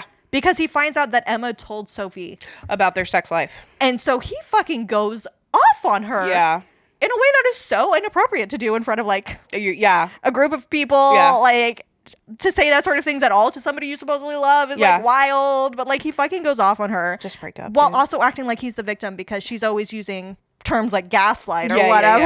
And it's like, no, dude, you're being the asshole. And he's so upset about like being accused in the game that he fucking smashes a glass on the mantelpiece. Yeah. Which is such a like masculine insecurity thing is to just, why are you breaking something right now? Yeah. And so it sets like everybody on edge and into this bad place. That's true, yeah. Greg leaves because of Greg initially leaves because David's a bitch to him. Yeah. Like David's a bitch to everybody, and it's like this constant wedge between them. Yeah. And he sets off the whole thing with his fucking masculine insecurity. And so it's like if he hadn't been there, none of this would have happened. So tragic flaw number 1. Right. And so is Greg's tragic flaw that he's a creep? Let's talk about Lee Pace. Let's talk about Greg. Yeah, I do think there is something. It's so interesting. God, I don't even know where to begin with this man because I love him so much. So I know I'm going to be very biased in my discussion of him. But also, he is so way too old to be hanging out with these 20-somethings. So we can separate Lee Pace from his character. But I also kind of love Greg a little. Greg is an interesting guy. But it's partially because Lee Pace plays him so well. Right. And honestly, that's the thing about this movie is that it's really well cast. Like, I even got to give it up for Pete Davidson. He's so perfectly cast in this movie. They all did really good. Yep. Like, they're all amazing in this movie. Maybe I'll start with what I have to say about Greg. Yes, take it away. So, I don't understand. First of all, I feel like he kind of proves to be the only real adult in this film. Yes. Right? He's actually prepared for the storm. Yeah, he's like, oh, it's a hurricane. I'll make sure I have a go bag. Yes. For an emergency. In case some shit goes down, because hurricanes are no joke, right? Yeah, and if he hadn't been driven away by David earlier and had been there when David was dead, he might have actually had a plan. I mean, he was been able also to figure out what happened, too. Certainly drunk and probably high. Very high, but, like, he might have actually had some sort of plan. Yeah. So, and it's unfortunate because this movie needed an adult in the room, but, like, not Greg. Because he doesn't. Why is he hanging out with his 20-year-old girl? He's not here to be an adult. He's here to have a fun time with his new girlfriend and her friends. You know, like he's here to party. So, but what I don't understand, what gets me as like, so B could make a self-defense argument, but like, why does he antagonize those girls? They are so obviously very upset and scared. And he like kind of, oh, you guys still playing werewolf? And like starts making like animalistic sounds and like teasing them a little bit. And like, they're obviously not here for being teased. Well, like, read the room, Greg. That's literally what I wrote for his tragic flaw. He doesn't read the room. He simply cannot read a room. Okay, there it is. And I think it's because he's so much an outsider by and being like so unfamiliar with like their social cues. Yes. As like Gen Z and as young people. Yes. That like, he can't read them and they can't read him. Nope. And like he's such a he's like one of those pranksters who can't take it when somebody else pranks him. Because he's always like, he gets so into the games. Yeah. Every single game they're playing. Like he wants to win. Yeah. He's like still under the water holding his breath when everybody else has moved on. I win? Yeah. He does that thing where he's like pretending to be dead for way too long. Yes. People are like starting to freak out about it. And like, when they're playing bodies, he's like, pretends to scare B when he's not the murderer. He doesn't need to be growling at B during bodies.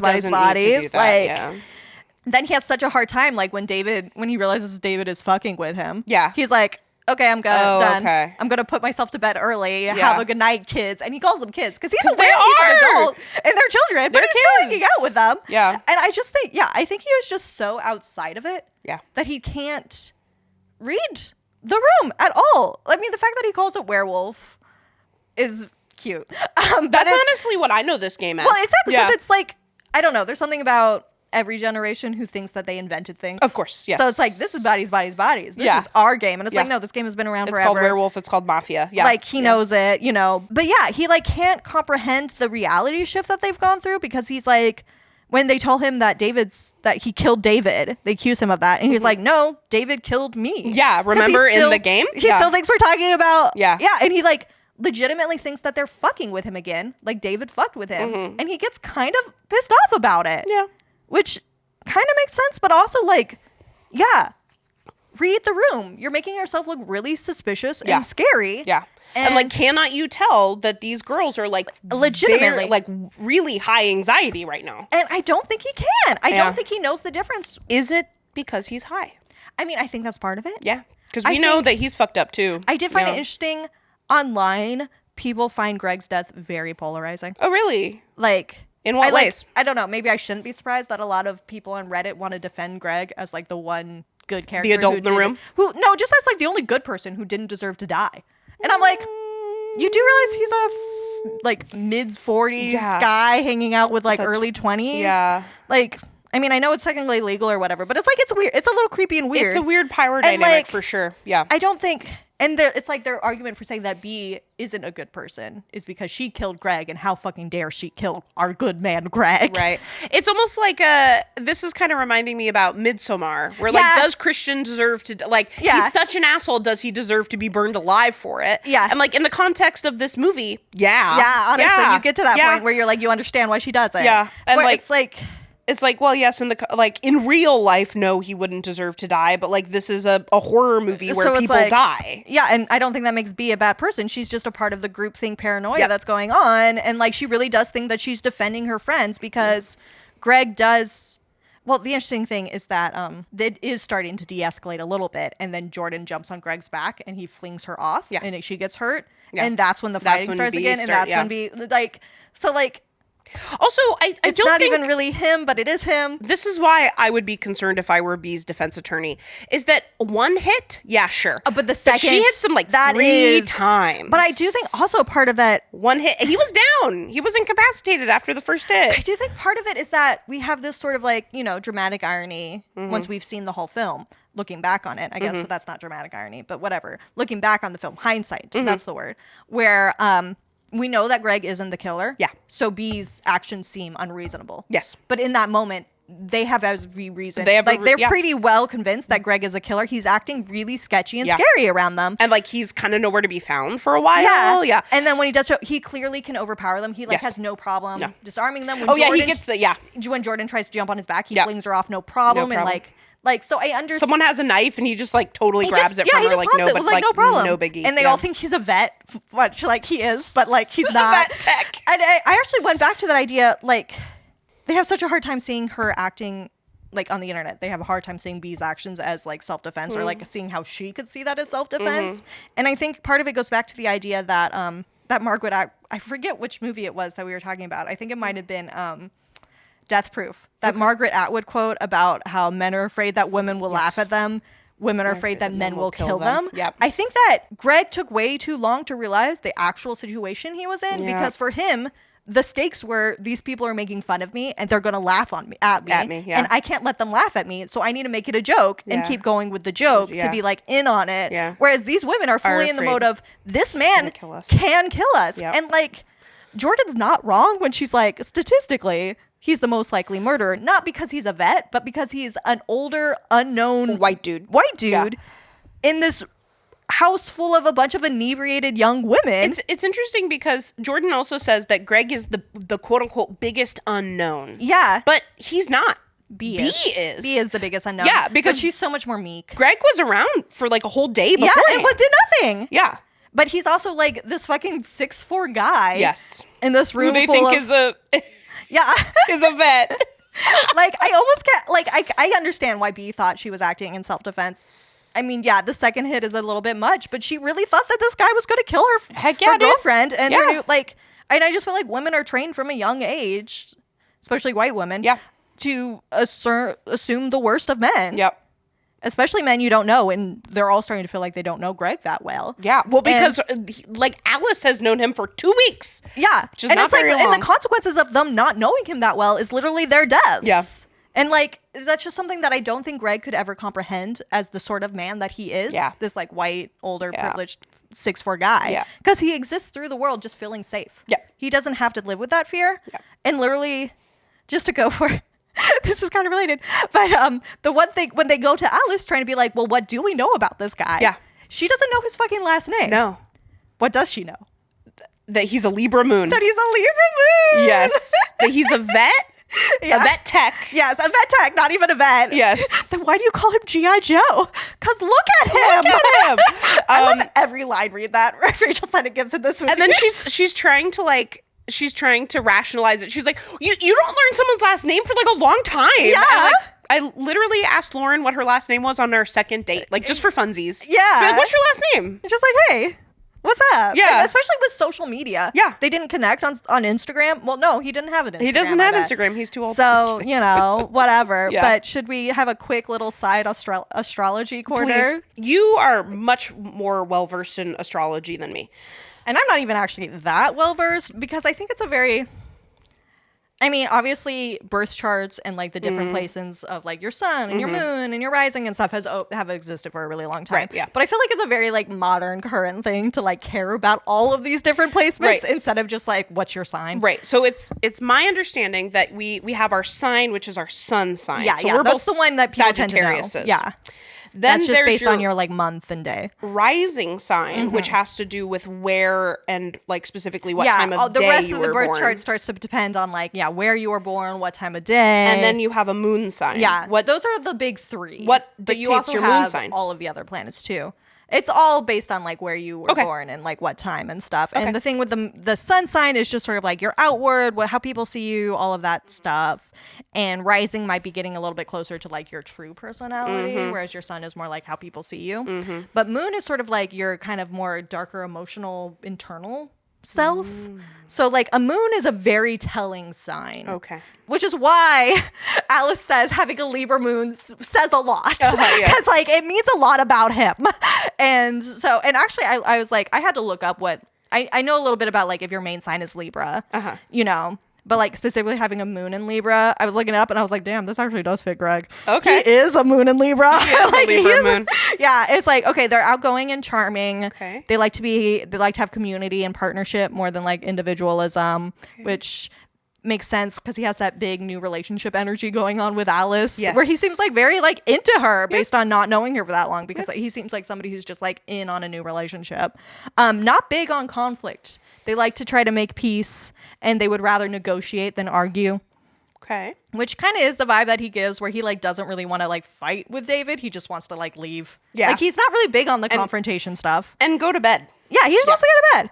They can have a hard time setting boundaries and can be a little codependent, which I think is just something to keep in mind for all the characters in this film. Truly. Are they all Libra moons? Yeah, maybe.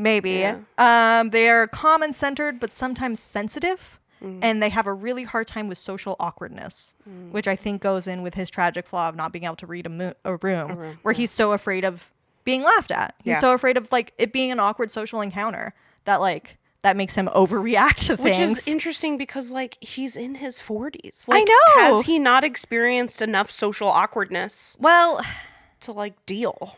yeah. I mean, I think like a lot of these people who are privileged because they're like fucking rich and they're sheltered, he's, you know, privileged as being this tall, strong white guy where like he's never actually had like more serious consequences in his life. Yes. It's like more serious dangers. So he like doesn't see danger when it's right in front of him.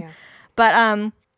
But yes, in general, Libras have a natural instinct towards like fairness and justice and balance. Because they're the scales, right? Yeah. Okay. So like basically they're not killers. Like using astrology to determine whether or not Greg is a killer is like not the most valid, but also it does kind of say a lot. So before we move on to Emma, can you just tell like what do you love about Lee Pace so much? Oh, What it is really about just Lee Pace for you.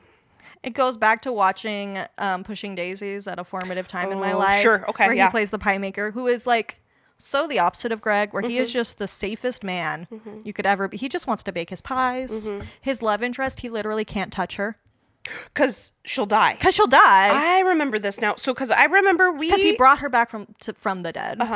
we watched a few episodes of Pushing Daisies in college. Oh, that makes sense. I watched it a lot in I don't college. think we finished. I never. I watched a couple episodes with you. I'm pretty sure. One of my hands down favorites. And TV I shows. do remember the one who like brought his love back to life and now can't touch her because if he touches her, she'll die again. Yeah. I remember that. Okay. Yeah. So he just. And then that's Lee Pace. I don't remember that being Lee Pace. Yeah, that's Lee Pace. Okay, so he's got a special place in your heart. He just has a special place in my heart, and I'm always so excited for him when I see him at other things, even though he's doing very well for himself. He was in The Hobbit. He's busy. He's got a career. Yeah, he was in one of the Guardians of the Galaxy movies. Wow, he's great. He's doing great. Yeah, he's doing great. He's Good in for a lot her. of different.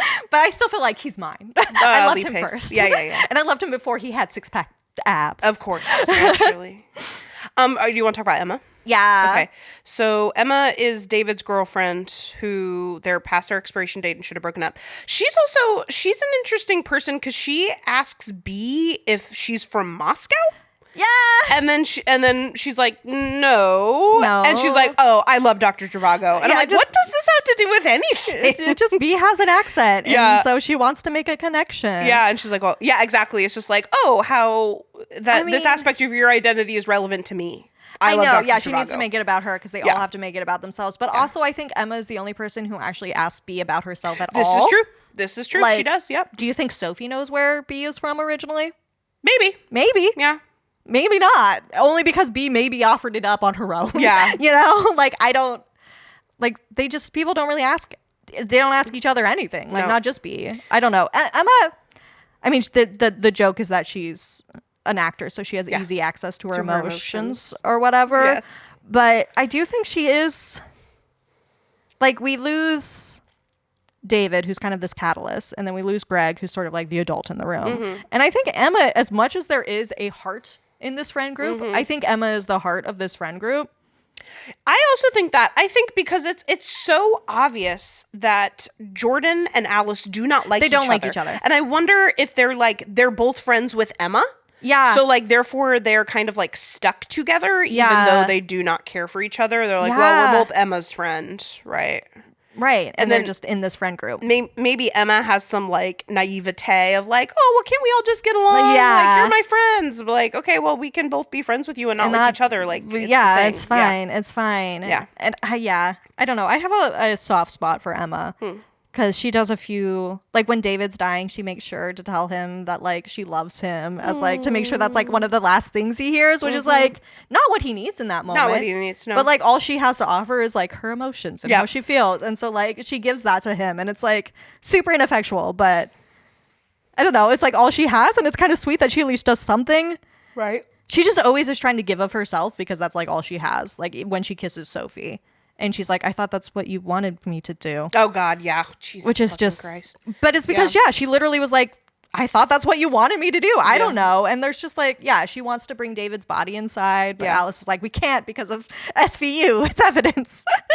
And like, what the part that kills me, because it's like so funny but so fucking tragic, is after Greg dies and Alice is there crying over his body like a widow. Yes.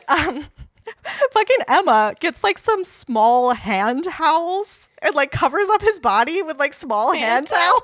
And it's like, you know, you cover a body with a sheet. Yeah, but she's like doing she these just like, has hand towels. she's like doing these caring things, but like in the most ineffectual way. And I'm just like, oh, I feel for you. Like, she wanted to put some sort of respect on his body. Yeah. Which is really sweet. And she wanted to do that for David too. And I think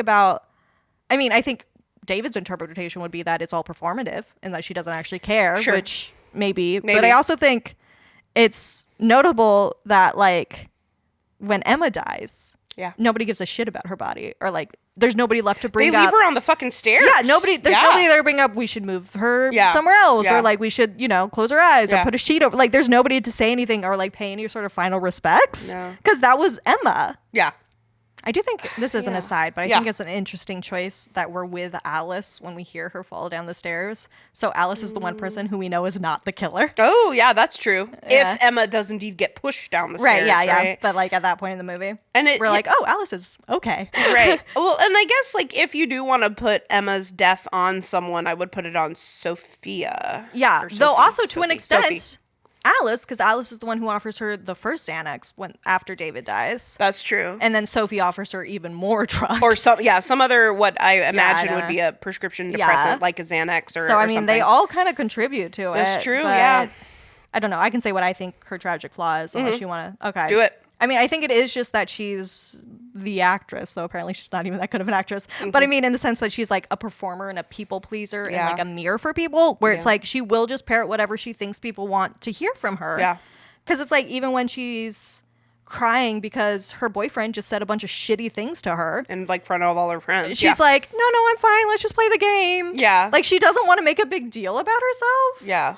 And so it's like, yeah, David's kind of right that she's somebody who's often lying and play acting, but it's like it's not to be manipulative or like for the reasons that he thinks. It's because she kind of like doesn't want the attention on herself. She just wants to be whoever people need her to be. And maybe for her, it's just like, it's a survival mechanism. I do think, yeah. Like, she really does just go along with what, like, she only takes the drugs once they're offered to her. Right. We don't see her take any drugs before that, but then Alice is like, do you want a Xanax? And she does the thing where she tries to kiss Sophie, and Sophie's like, do you want more drugs? And she's like, yeah, I want whatever you think I should want, Sophie.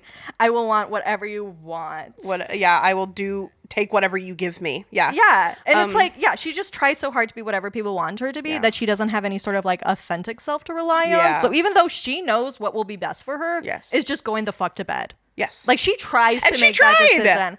Yeah. But she gets pulled back in and she just goes along because she's like, okay, this is what people expect of me and need of me. So I'm going to do it. And she fucking dies. I think also. And it sucks. That like her who is it? Is it Jordan? Like, who basically says like, you just love being loved. Yeah. You love having a boyfriend. You love being in a relationship. Jordan says that, right?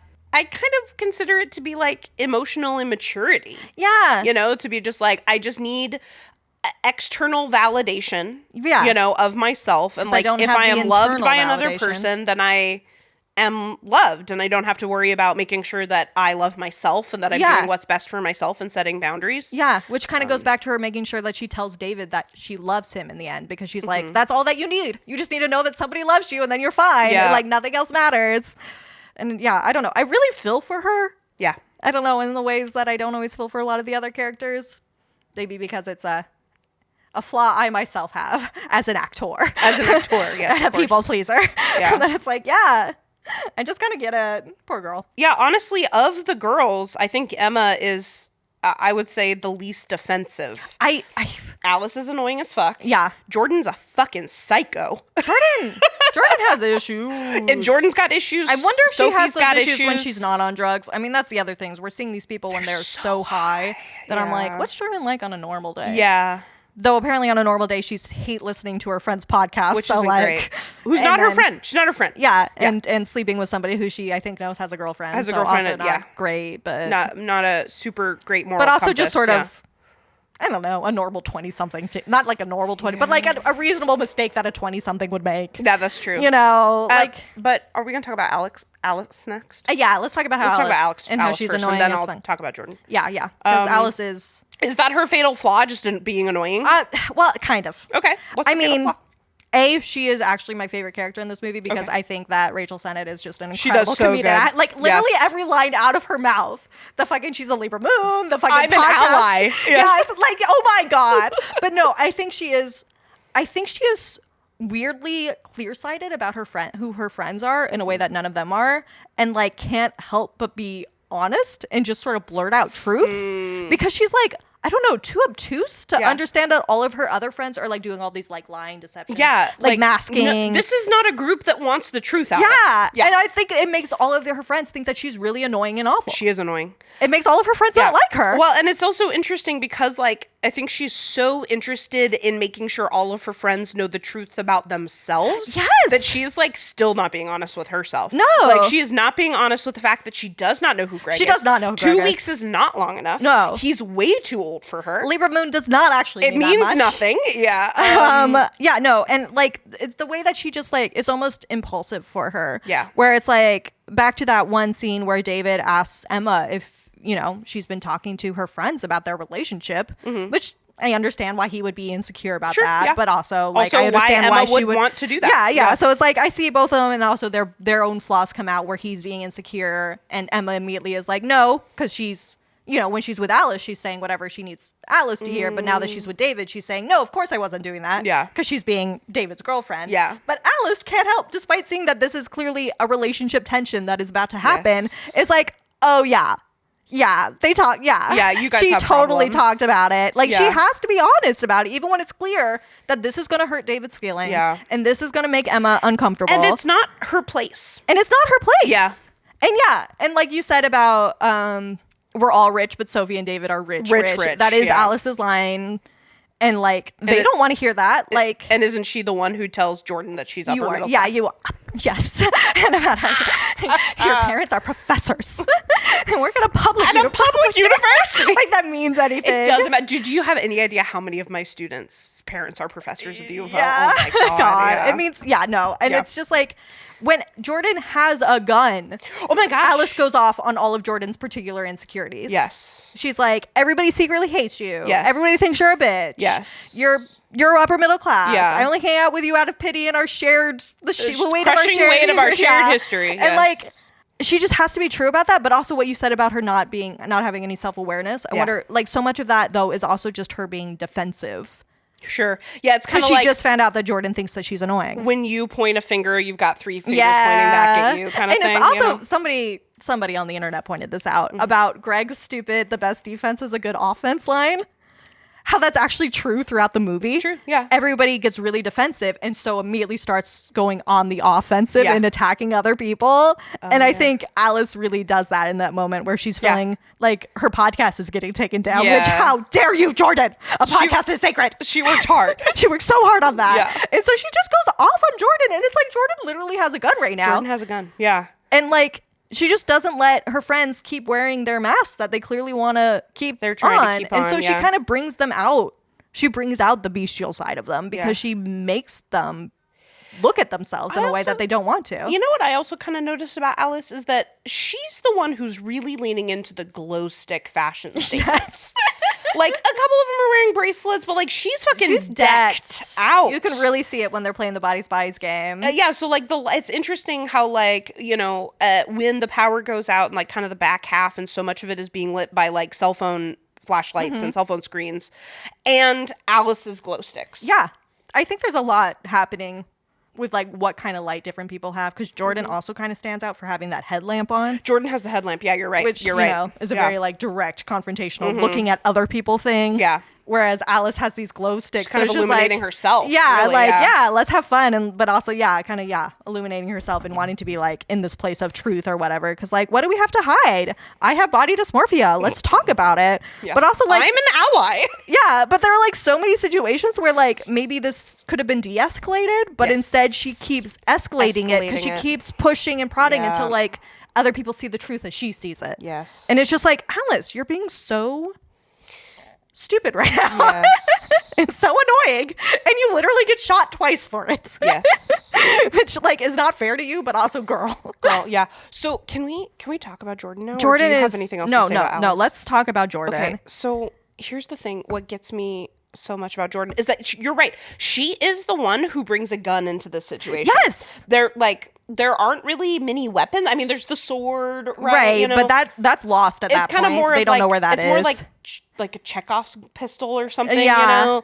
But like, she's the one who brings a gun into the situation and like escalating the situation in a way that is honestly very white person behavior. Yeah. Like, it's already a very tumultuous situation. I mean, it's probably rich person behavior. It's rich person behavior because she claims she's protecting herself. Well, that's the thing about her is that I think she can't not see herself as the victim in every situation. Yeah. Which, I guess is kind of white person behavior. Yeah. Yeah, no, I'm totally with you. Yeah. And it starts really early on when it's just David who's dead and they think Greg is the killer. Yes. And she starts getting knives and is like, I'm literally just protecting myself. Yeah. Like, she says, so if you could just like not escalate the situation as she's picking up knives. As she is escalating the situation. Alice is like, I'm not escalating. Yes. You're holding a knife and moving it around while you talk. Yes, and then she's the one who gets the gun, right? Yeah. But she's also the one who does make the realization that maybe Emma fell down the stairs. She does. Yeah. She does. But she does. Which is crazy to me. They never once consider that maybe David was an accident. But yeah, they never think about that. Yeah. Because as if they don't know David. Yeah. Right? And they don't know that there's a fucking hurricane outside, but they don't realize the seriousness of a hurricane. So I guess there's that. Yeah, and God, like, we never even talked about the fact that they can't drive away because B left the light on in the mirror because she was so insecure. She had to look at herself in the mirror before she could go inside, which is just like a whole thing. But anyway. Well, we haven't talked about B yet. Oh, that's true. We haven't even talked about B. Yeah, just in general, it's like, Jordan, why are you friends with these people? Like, why did you agree to come to this weekend-long hurricane party? I think her flaw to me, Yeah. I mean, it's definitely that she sees herself as the victim, but also just that she in general refuses to let go of how she sees things. Mm-hmm. Like, she's really stubborn. Yeah. She doesn't let go of the fact that she's the victim, but she also doesn't let go of like when she's literally dying, she still is talking about like check her text. Yeah. Like, she can't let go of putting that wedge between. Yeah. And she can't let go of like what relationship she used to have with Sophie. Yeah. And like see her in a new way now because this is like a kind of a new Sophie after rehab. You know, like she's just so stuck on like her way of seeing things and like the ways things used to be, and people therefore don't the way change, that she just gets so stuck on things. Yeah.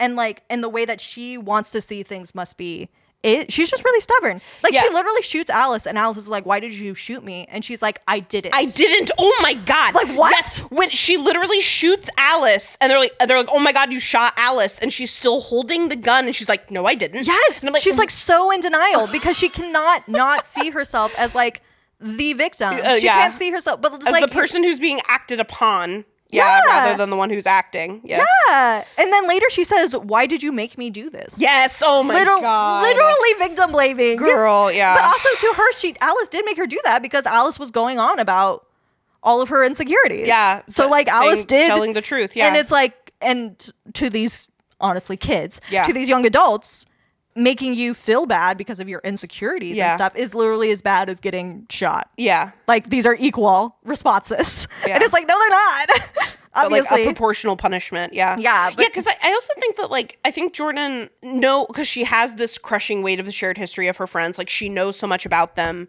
that, like, she basically, like, will continue to bring it up until she decides it's forgiven, which maybe to Jordan is never. Yeah. Right? She's just so stubborn. She just holds on so tight. So, like, maybe, she did ride in an ambulance at least 3 times with Sophie when she OD'd and thought that Sophie was going to die, right? Yeah. And so, like, therefore, because of what Sophie did in her addiction is, like, not Sophie's self-destructive behavior as a result of her addiction, but a way to make Jordan's life more difficult. Yeah. Like, Sophie did this to upset Jordan. Yes. Yeah. And, like, make it hard on Jordan. Yeah. And, and it's like, she's always looking for other people to blame, and she, like, wants external problems. Like, she wants it to be, she's one of the first people to start blaming other people. Yeah. She brings up Greg. Yeah, he's the biggest unknown, which is not true. I think Alice is the first one to say it might have been Max, and then Jordan says it might have been Greg. So I don't think she's the first one to blame. Okay. But she's definitely quick, and she's like the strongest on it. She's like, it's definitely Greg, to the point that they go looking for him. Yeah. And to the point where she's so stuck on the idea of Greg being the killer that even when he starts trying to like de-escalate and being like, I don't know what you're talking about, can we just talk? Yeah. And like he puts down the knife. And she jumps on his back and like re-escalates the situation because she's so stuck on her idea. Because she's just trying to protect herself. Yeah, because she's protecting herself. She's fine. And it's like, girl, the call is coming from inside the house. Jordan, you are fucking crazy. In so many different ways, the call is coming from inside the house. Yeah, no, she's a whole lot. Yeah, there's a lot going on with Jordan. I mean, yeah. And I think maybe part of it is like whatever the fuck her and Sophie used to be. Yeah, I think that still is really weighing on her. And then again, Sophie has the audacity to show up with a new person. Yeah. To show up out of the blue. Yeah. And have this new girl. With a white blonde girl, nonetheless. Yes. Yeah. And like, yeah, of course that's going to eat at her. Of course she's going to try to make Sophie jealous. And of course she's going to try to put a wedge between them. Because and like, they know how to push each other's buttons. They do, because they've known each other too fucking long. And they don't like each other. Should we talk about Sophie? Let's. I did notice what was really interesting to me is that when they are going and looking for Greg, they have no clue where he is. They just know he's somewhere in the mansion. Yeah, they like check his room. They're like, there's like a closed door that is maybe his room or something. And like Sophie is the one who just is like, fuck it, just opens the door. They're like all in front of the closed door, like figuring out what to do. And Sophie's like, oh my God, and just opens the door. Right, yeah. You know? Not knowing if there literally could be a murderer right there. Yeah. They could find Greg covered in blood with a sword in his hand. Yeah, right. But it's really interesting because then like she's the one to act in that way. But then when Jordan and Alice and Emma, is Emma dead by then? When they turn on B? Oh, and they shove her out of the house? Yeah, like Sophie just freezes. No, so she has a freeze response. She doesn't do anything. Her relationship with B is so fascinating to me. I think that is an interesting moment where she does not protect B in the way that B protects her. Yeah. And then the other one that's like kind of the same is right after B kills Greg. Yeah. And like clearly B is not okay. She throws up on herself. And Sophie just very like almost dead, devoid of feeling is just like, go clean yourself up. Oh yeah. And it's like B is clearly feeling traumatized by what like actual trauma. That was pretty crazy. That was what just happened. Crazy. Yeah.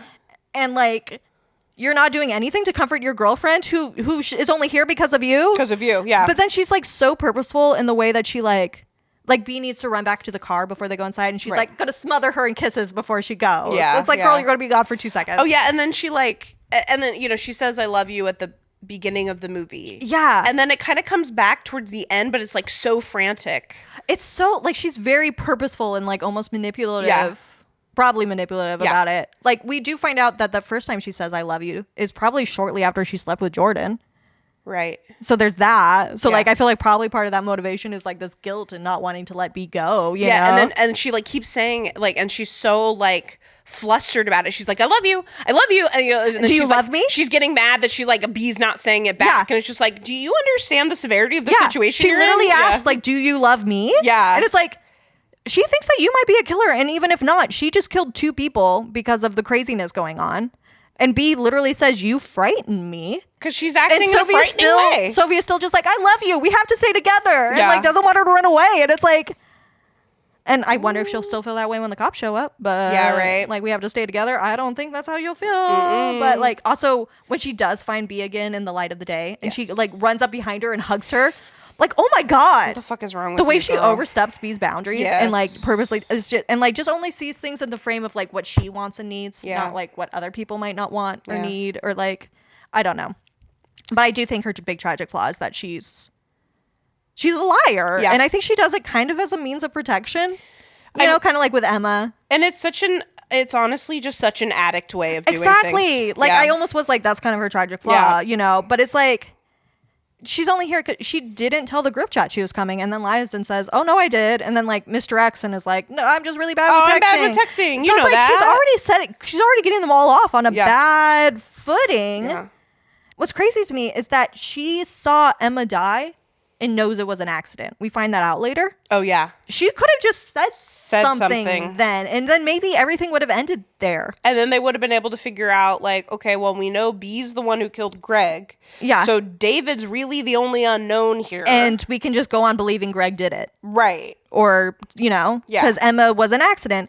But I also kind of understand why she didn't. I mean, because she feels bad about Emma dying because she feels somewhat responsible, but also because I could see this whole group who never gives each other the benefit of the doubt being immediately like, oh, so you're saying that you are the reason that Emma's dead. So is this your way of saying that you're the reason David's dead? Did you also like, I could so see them do it. So it's like even if she didn't have this tragic flaw of lying to protect herself, I'm not even sure if everybody else's tragic flaw still wouldn't just get in the way and keep it still happening. Because it's just like they're all so wrapped up in all of this bullshit with each other. And they're not friends.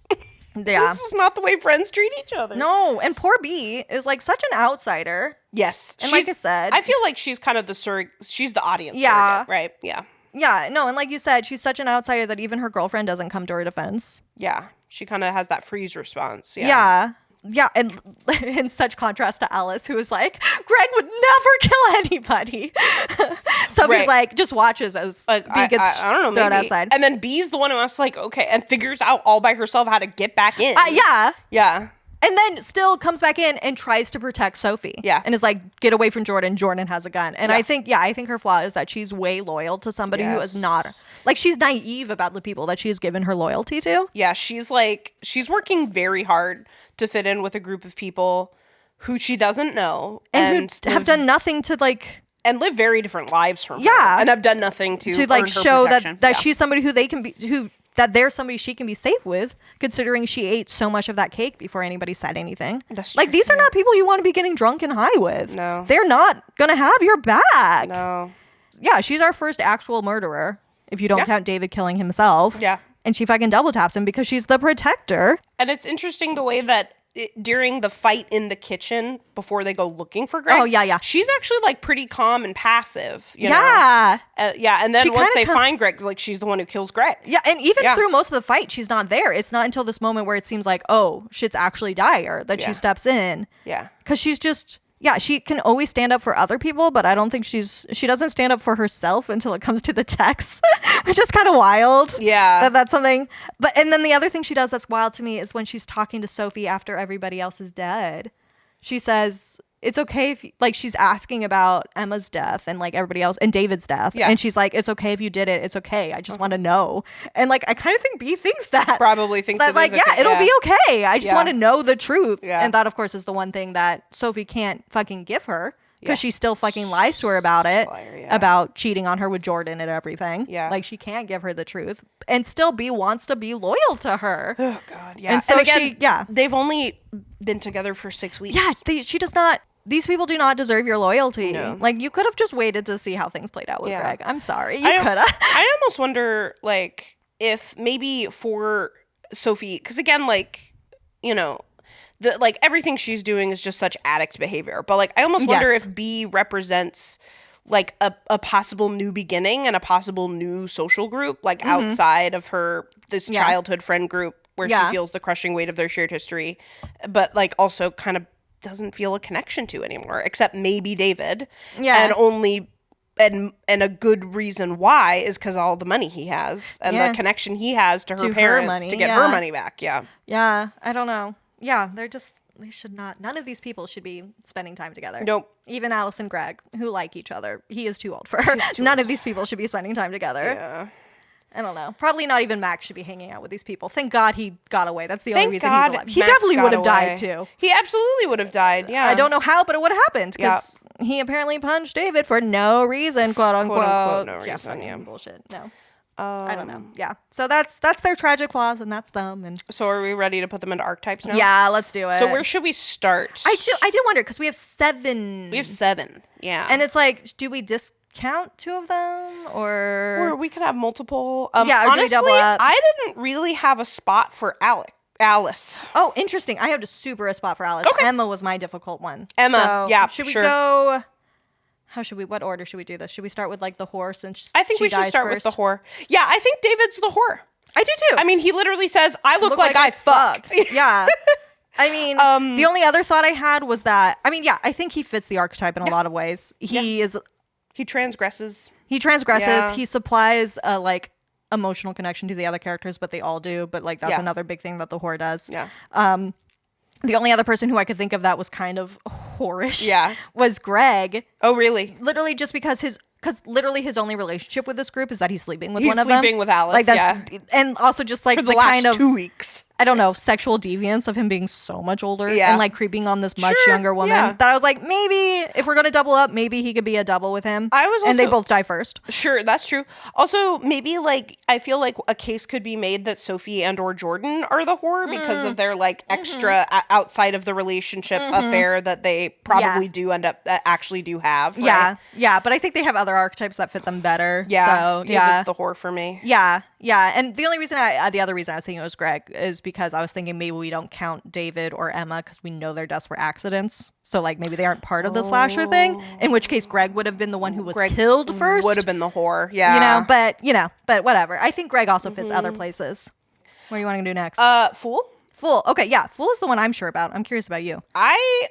I could see David being a fool. Right, yeah.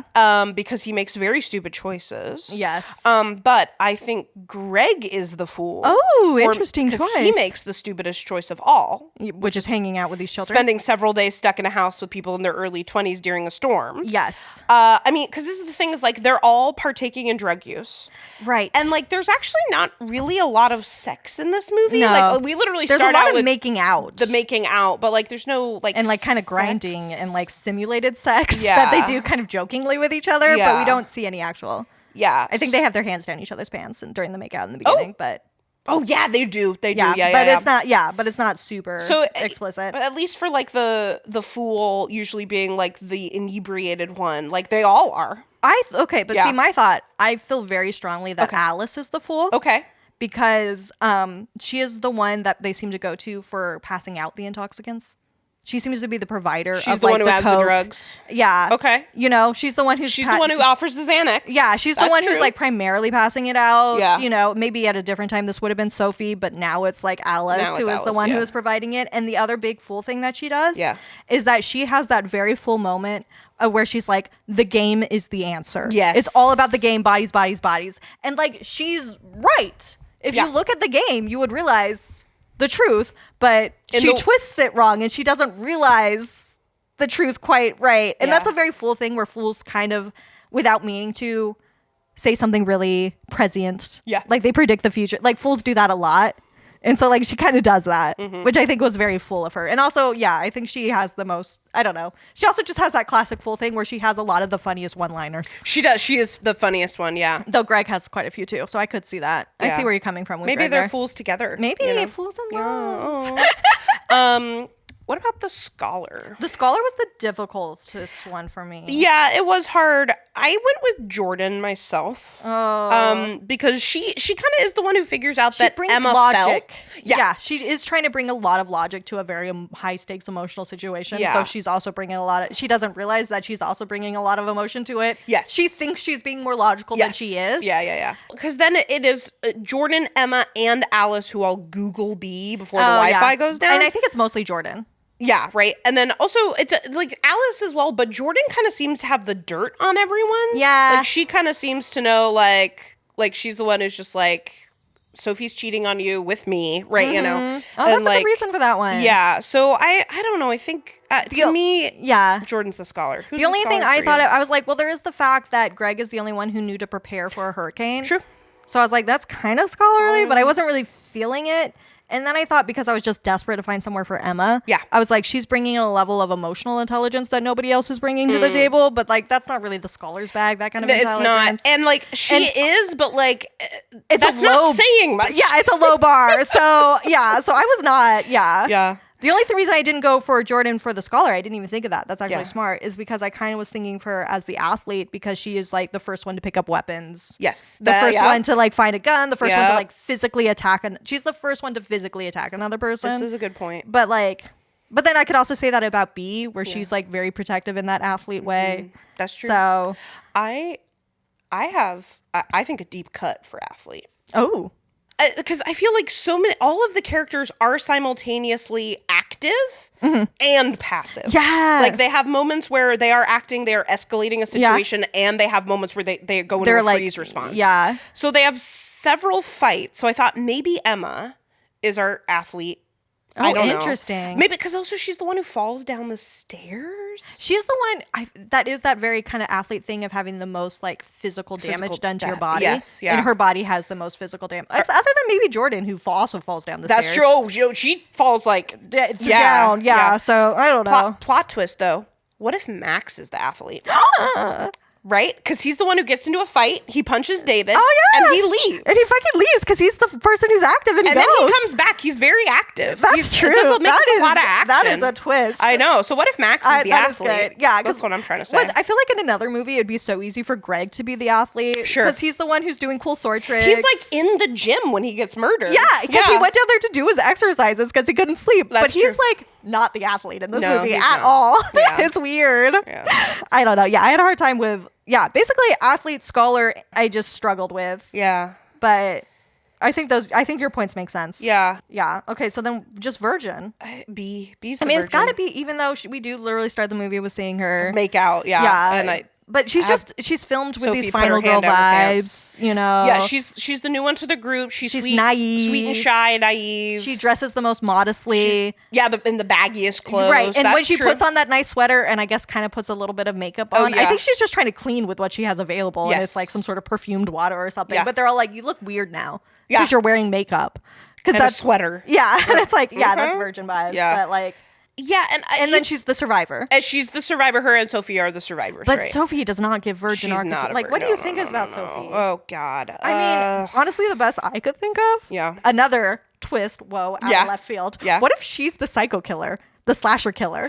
Oh. Because she kind of is the catalyst for all of it. Like, if she didn't show up, probably a lot of this none of that would have happened. You know, it wouldn't have happened. Because it was her idea to play bodies. You know? That's true. And also, she's always, the slasher is always closely tied to our final girl. That's and she true. does have this close tie. Yes. And they have the final showdown is between B and Sophie. That's true. So I don't know. That's kind of out, you know. I also think that B is maybe the most virginal, even though we literally open the movie with B and them making out. Yeah. But I do feel like, B is the most virginal, and I feel like she's like the most sexless. Yeah, despite the fact that we know she's having sex. Yeah, right? But that doesn't always matter. The idea that David is the whore, despite the fact that we know he's not having sex right now. But he looks like he fucks. But he looks like he fucks, and B looks like she does not fuck. Yeah. And that's like literally it. Yeah. I did have this wild thought because I was like, oh, there are 7 of them. Yeah. 7 of them. 7 deadly sins. Ooh. So I tried that. Did you try that? How'd that go for you? I was like, well, David is envy. Right. That masculine insecurity. Yeah. I kind of thought maybe Greg was lust. Okay. Because he's only here to... Yeah. Because he's here driven by his lust. Yes. That's literally the only reason. Yes. I thought Emma was sloth because she, in that kind of like depressed, just wants to stay in, just wants to hide sort of sloth way.